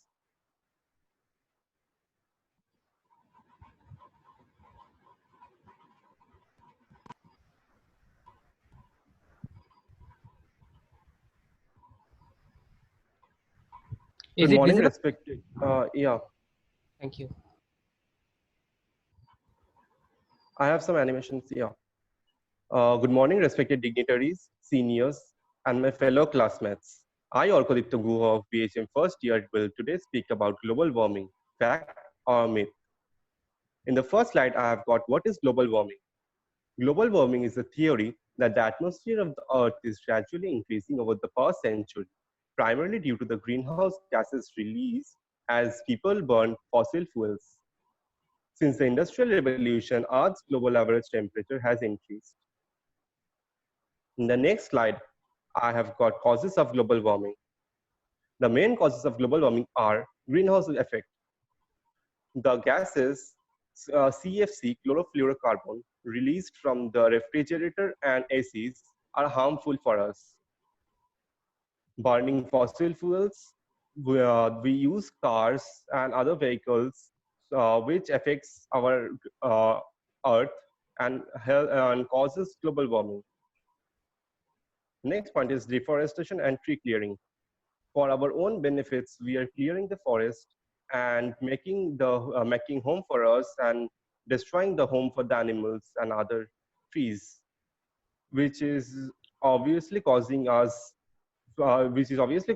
damages, and it causes global warming. And last, I have got agriculture and farming. Agriculture and farming exhales methane gases, which is very harmful for our society. In the next slide, I have got effects of global warming. Rising sea level. Due to the global warming, the glaciers are melting, so the sea level is rising. Extreme weather conditions. We are facing extreme of hotness and coldness in the earth. We have health problems due to global warming, extinction of species. Due to global warming, the species are getting extinct because we are cutting the trees and we are making animals homeless. Melting of glaciers. Prevention of global warming.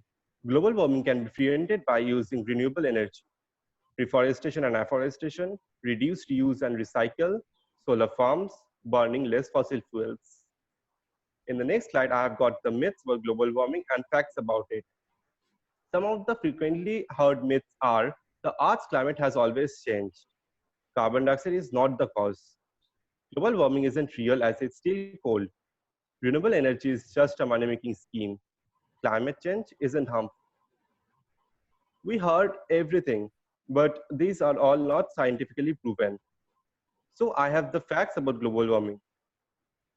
The facts are increase in temperature and extreme climatic change, rapid increase of carbon dioxide in the atmosphere, average surface temperature of Earth is increasing, and global warming is affecting the ecosystem. At last, I would like to conclude that as per the research conducted for this presentation, I conclude that the various causes of global warming mentioned here contributes to the continuous process of global warming over the years. Though many people believe in these myths, they are not scientifically proven. Thank you. Stay home, stay safe. Any queries? Thank you, Arjun. Yes, What are the I glorious have a speech? question. Yes, ma'am, go ahead. I have a question, Orkodipta. You said that there's a direct connection between the health and global warming, right? Yeah. Our health and global warming. So do you think there's also a connection between our mental health and global warming? Is there a connection? Actually, yes, cause everything is connected in our body. So, like smoking, the smoking releases some gases which affects our health and affect our mind also, physically and mentally. And smoking is a general example, but every gases has some side effects on us. So yeah, it is. Okay, thank you. Okay, so Thank you, ma'am. Rituparna ma'am, Riya ma'am, any questions from your side? Okay, Orkodipto, Yes, ma'am. one small example of read, reduce, reuse, and recycle. Ma'am, plastics. What happens is we use the bottles of the cold drinks, we drink them, and we then throw it away. But they are being collected and again being reused by the owners. Okay, tell me one thing, anything else that like this is the wrong application? Anything else like that can give us a solution to global warming in reduce, reuse, and recycle? Ma'am, can you please elaborate? I mean, did you understand? Can you all hear me? Yes, yes, ma'am. Okay. So you said plastic is an example, right? Now Yes, I want another example that is a solution to global warming for reduce, reuse, and recycle. Okay, we can use the gases which are being made of our kitchen and other things which are being made from the ACs and refrigerators, and turn them is any scientific methods. There should be scientific methods in the future to transform them into something useful. Like previously we So that's reuse and recycle. Thank you. I got it. Thank you, Orkudip. Thank you. Thank you, ma'am. Thank you. Okay, Dr. Riya ma'am, any questions Yes, for you? I have one question for Orkodipto. Yes, ma'am. Okay, the topic for this event was fixed, global warming, whether it's a fact or myth. Yeah. But had the topic not been fixed, would you have taken the same topic? If yes, why? If no, which topic would you have taken and why? Actually, I would have taken COVID-19 because this is the most debatable topic now. Okay. COVID-19 has become a pandemic. Some people are telling that it has come from China. So there are many debatable topics. Like some are telling that it has come from a personating bat. Some are telling that China has done it consciously. But no, I don't think so. But this is the debatable topic. So I would have taken COVID-19. Okay. Thank you so much. Yes, ma'am. Thank you, Arpaditto. Now the queries passes to the faculty members and audience. Anyone from the audience? I have a question, Arkodipto. Okay, Sahil. Arkodipto, Yes, suppose Salil. you are an environment minister, okay, of India. Then what measures, what preventive measures you will take? Mention two preventive measures you will take as a environment minister of India to reduce global warming. Okay. Sure. So firstly, I would tell that the numbers of cars, buses, and everything has increased. But people going to the same place like Sector 5 or like that, because many people go there and they are traveling from the same place to another, but they are taking different things. Like some are taking cars, their own cars, some are taking buses. But I would suggest everyone to use proper things like shuttle, which helps to make the less car on the road and causes less production of CHC, which is harmful for us. And secondly, I would suggest that to bring the solar panels at every home. It should be mandatory. In that way, we could also reduce the cost of our electricity bill, because we can see how CESC and all are cutting our heads and taking the bills. So that way, it would be easier for us also and for the global also, Earth also. Sorry. Okay. Do you introduce some new policy for betterment of environment? Yeah, I would definitely ask the people to make mandatory, rather to make it mandatory, the use of solar panels. Okay. And Thank you, also in some place we have heard that Monday, Tuesday, Wednesday, the odd number of cars should the number plate of the cars, the odd numbers should the Kejriwal go. policy, right? Yeah, Kejriwal there policy. is a policy in the outside, foreign, I think, somewhere. Yeah, the Monday, Wednesday, and Thursday, the odd number will come out, and the other days the even number will come out. I think Odd that and is even number policy that Kejriwal had taken. Yeah. Thank you, Argodipto. I've got my answer. Welcome. So we have a question from Jonna ma'am. Yes, ma'am. Please proceed with that. Yes, ma'am.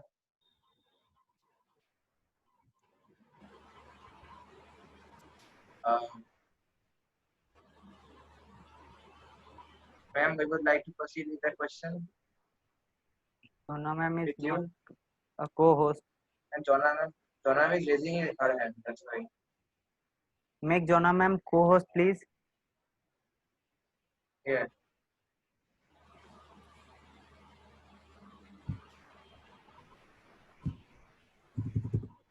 Yeah, I have a question. Yes, ma'am. Yeah. Give me one way how you can reduce carbon footprints. Carbon footprints. Yes, give me one way how you can reduce carbon footprints.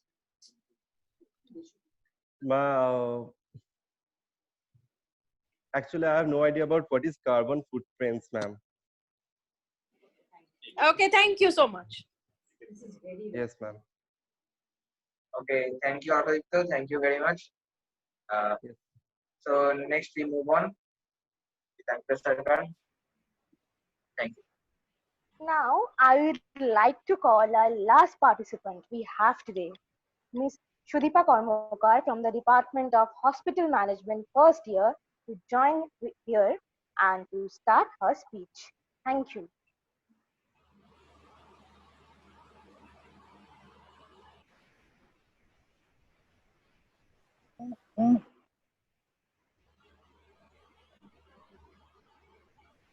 Good afternoon to all my respected dignitaries, my seniors and my fellow friends present over here. I am Shudipa Kormukar from the Department of BHM first year of Technomen Software. I am going to present the topic global warming, fact or myth. First, what is global warming? We can see in my next slide the global warming is the increase in Earth's average surface temperature due to rising levels or of greenhouse gases is known as global warming. It is also known as global warming. Examples: carbon dioxide, methane, nitrogen oxide, CFC, ozone, etc. I am coming to my next slide. The facts of global warming. The facts of global warming are greenhouse gases. It is the main reason of global warming. Some greenhouse gases are chlorofluorocarbon, carbon dioxide, nitrogen dioxide, methane, etc. The second point is deforestation. The third point is garbages. The fourth point is fertilizers. The fifth point is transportation. Now I'm coming to my next slide. The myths of global warming. The myths of global warming are: first, human addition of carbon dioxide in atmosphere is causing dangerous warming.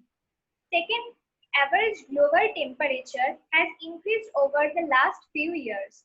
Third, the solar flares are the cause of global warming. Now, we all are thinking that how to stop global warming. I am coming to my next slide.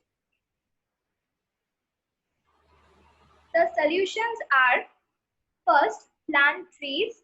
Second, reduce, reuse, recycle. Third, save water. Fourth, use climate-friendly vehicles. Fifth, switch to renewable energy like solar, wind, water, etc. And the last one is spread awareness. Spreading awareness is most effective and important way to stop global warming. Now I have finally reached in my conclusion. So, global warming has become a serious problem nowadays. Global warming has become a serious problem nowadays. There are many myths, but according to my opinion, global warming is a fact that affects our Earth. It has increasing day by day. To stop global warming, we all should work together and we all should fight against it. Thank you. Have a nice day. Any queries? Thank you, Shudipa. Now I would like to request our judges to give their opinion and to start the question answer round.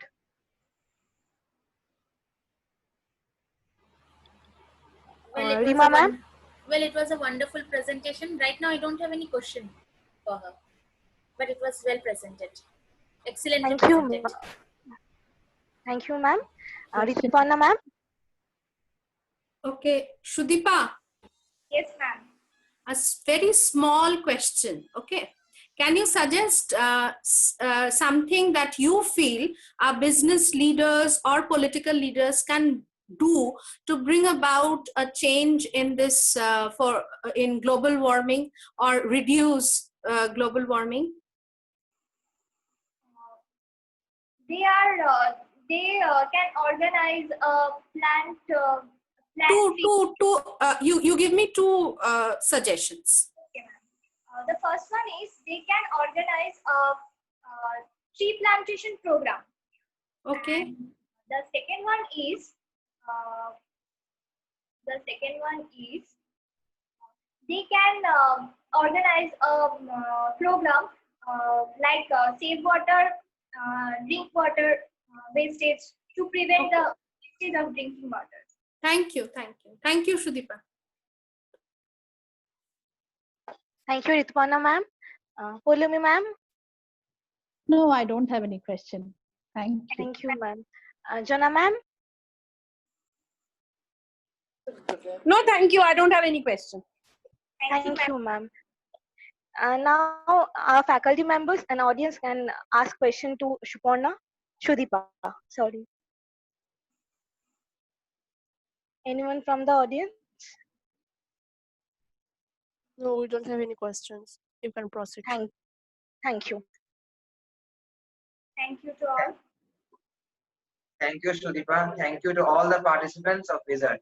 Now, I would like to request our beloved judges to enlighten us with their words regarding Mr. and Miss Wizard competition. Thank you.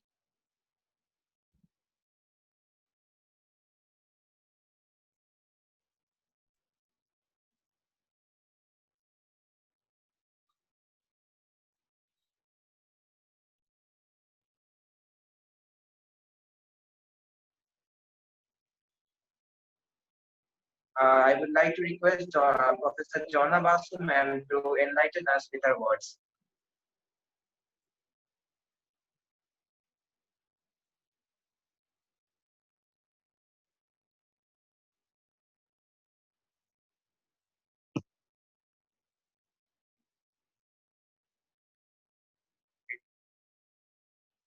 Ma'am, are you present?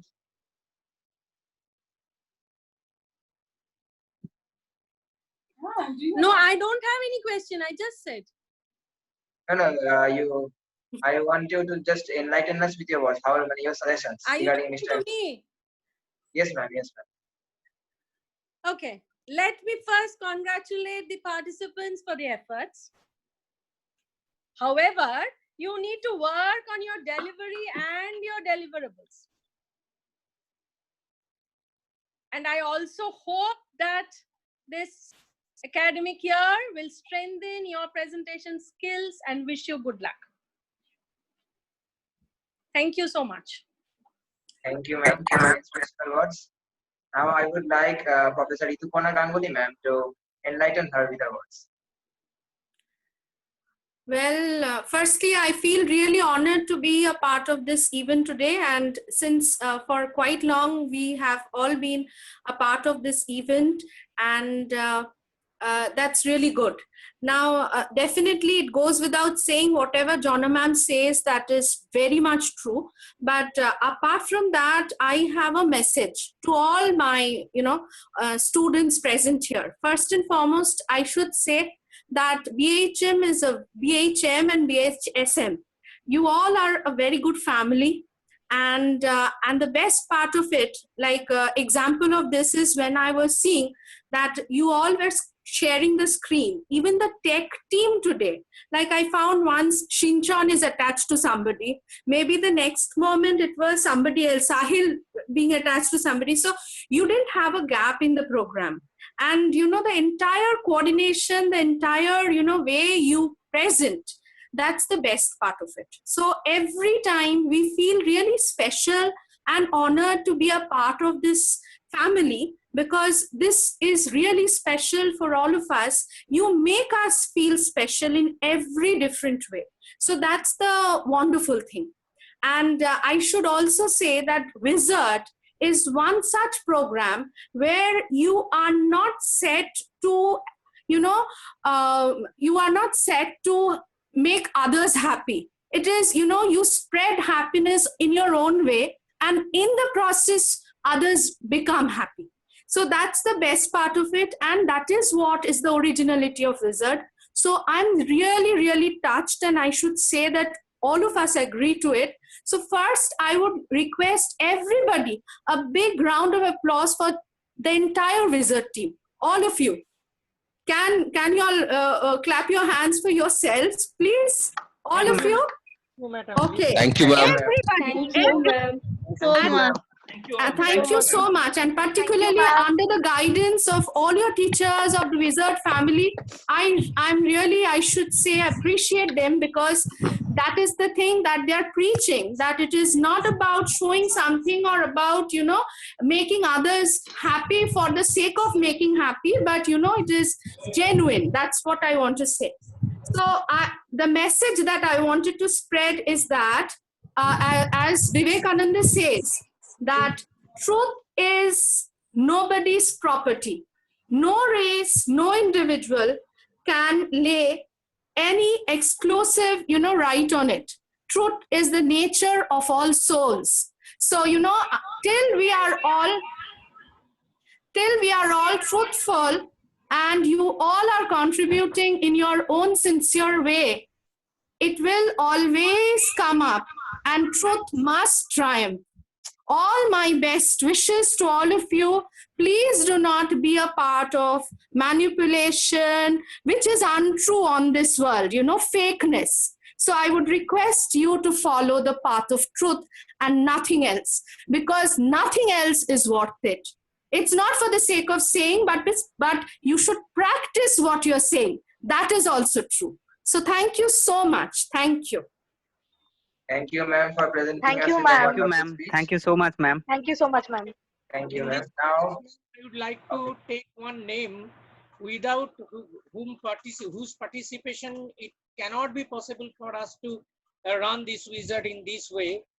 He is none other than Dr. Sudipto Chakraborty, who is providing us the platform, Zoom platform, and still he is working on it, and still with us, still he is in this platform, and he is working with us from the morning, since the morning. Indeed, amazing. Doctor, without Sudipto Chakraborty, it could not have been possible for us to do this. This is really, really good. And that is what, appreciating each other in the true sense of term. That is what is truth. So when, like you as a family, or thank you so much, sir. And like every year, our students are the hero. Hero and heroines. thank you, ma'am, for delivering such a wonderful speech. Now, I would like to request Dr. Rima Chakraborty, ma'am, to enlighten her with her words. I would just like to thank you all for making me a part of this event. It was a wonderful event, and as ma'am has said, BHM and BHSM together, this is a wonderful department, excellent department to work with. And today also it was well reflected in this event, with perfect, where the synchrony was perfect, coordination was perfect, everything was good. So it was a wonderful event. Thank you so much. Thank you, ma'am. Thank you, ma'am. Thank you, Thank you ma'am. so much, ma'am. Thank you, ma'am. Thank you, And ma'am. now, I would like to request Professor Poloi Mukhopadhyay, ma'am, to enlighten us with her words. Please, ma'am. ওকে, আবার নতুন করে একটাই কথা মনে আসছে, সেটা হচ্ছে প্রথমে ধন্যবাদ জানানো। Okay, I'm eternally grateful because this is such a wonderful department, as Rima said, wonderful department to work with. As Rituparna said, I completely agree. দুটো জিনিস বলবো লাস্টে। একটা হচ্ছে হসপিটাল ইন্ডাস্ট্রির হসপিটালিটি। হসপিটালে আমরা কেউ যেতে চাই না, হোটেলে কিন্তু আমরা যেতে চাই, কারণ বেড়াতে যাওয়ার mood. Travel we all love, but we don't want to fall sick. But these two, the hospital industry as well as the hotel industry, they are an integral part of our life, right? এই দুটো জায়গায়, এই দুটোই আমাদের লাইফের সাথে প্রচন্ডভাবে জড়িয়ে আছে, কিন্তু এই ডিপার্টমেন্ট গুলোতে আমরা কিন্তু যেতে চাই। We love BHM, we love BSHM.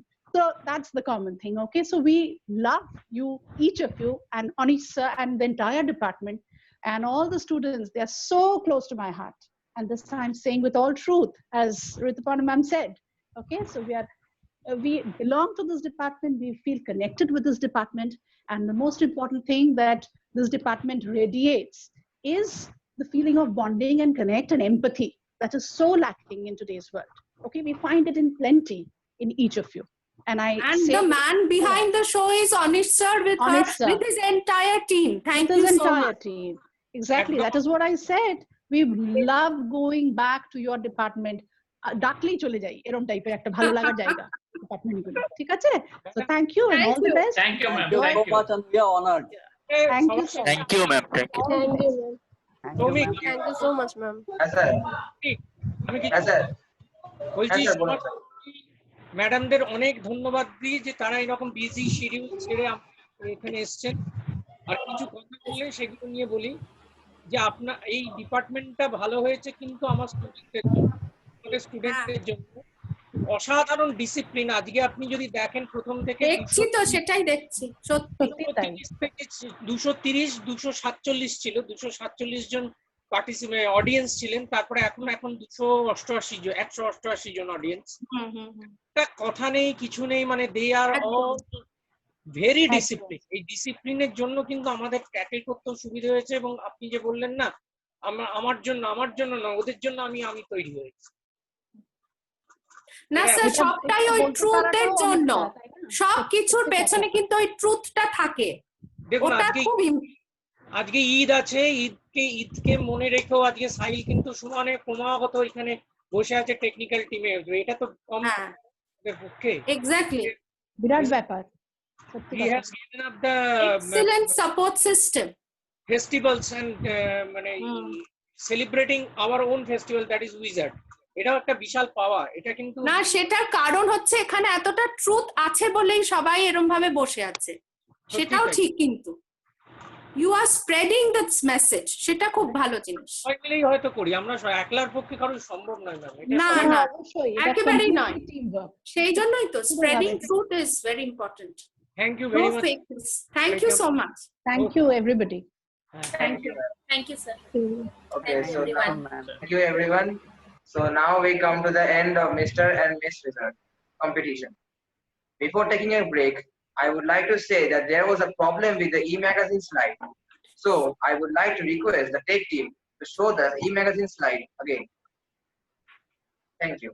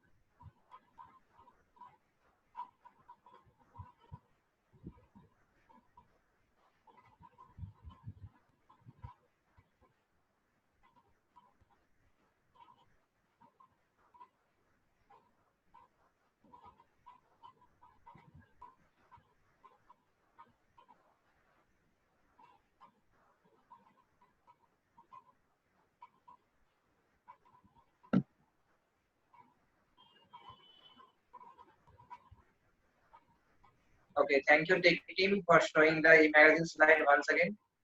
So thank you everyone. So we come to the end of first half. Now we'll be back after a short break. Thank you. Shomik, I have one announcement. একটা কথা আছে। Okay sir, please go ahead. বলছি now it is 2:29. Yes sir. Yes, after lunch break we will be returning on 2:45. Okay. Okay, 15 minutes. Please make it short because we have to start the new events and judges are all waiting over there. Okay. So they have a busy schedule. That's why I am requesting you to take lunch within 15 minutes. Okay. 15 minutes, then you have to come 2:45. We will start it 2:50. Okay. That's who will be starting 2:50. This is my request. Okay, sir. Okay. Okay. Okay. Yes, sir. Cut short the lunch so that we can move on the next. Okay. Sure, sir. Sure, sir. Okay. Okay, sir. Can I end the meeting? আমরা এই meeting রুমে থাকি, কেননা meeting রুমে থাকি lunch করে আয়, তাহলে আর স্যারকে সুদীপ্ত স্যারকে বারবার কো-হোস্ট করতে হবে না, বুঝতে পারছিস তো? হ্যাঁ হ্যাঁ ঠিক আছে স্যার। ঠিক আছে। Okay, sir.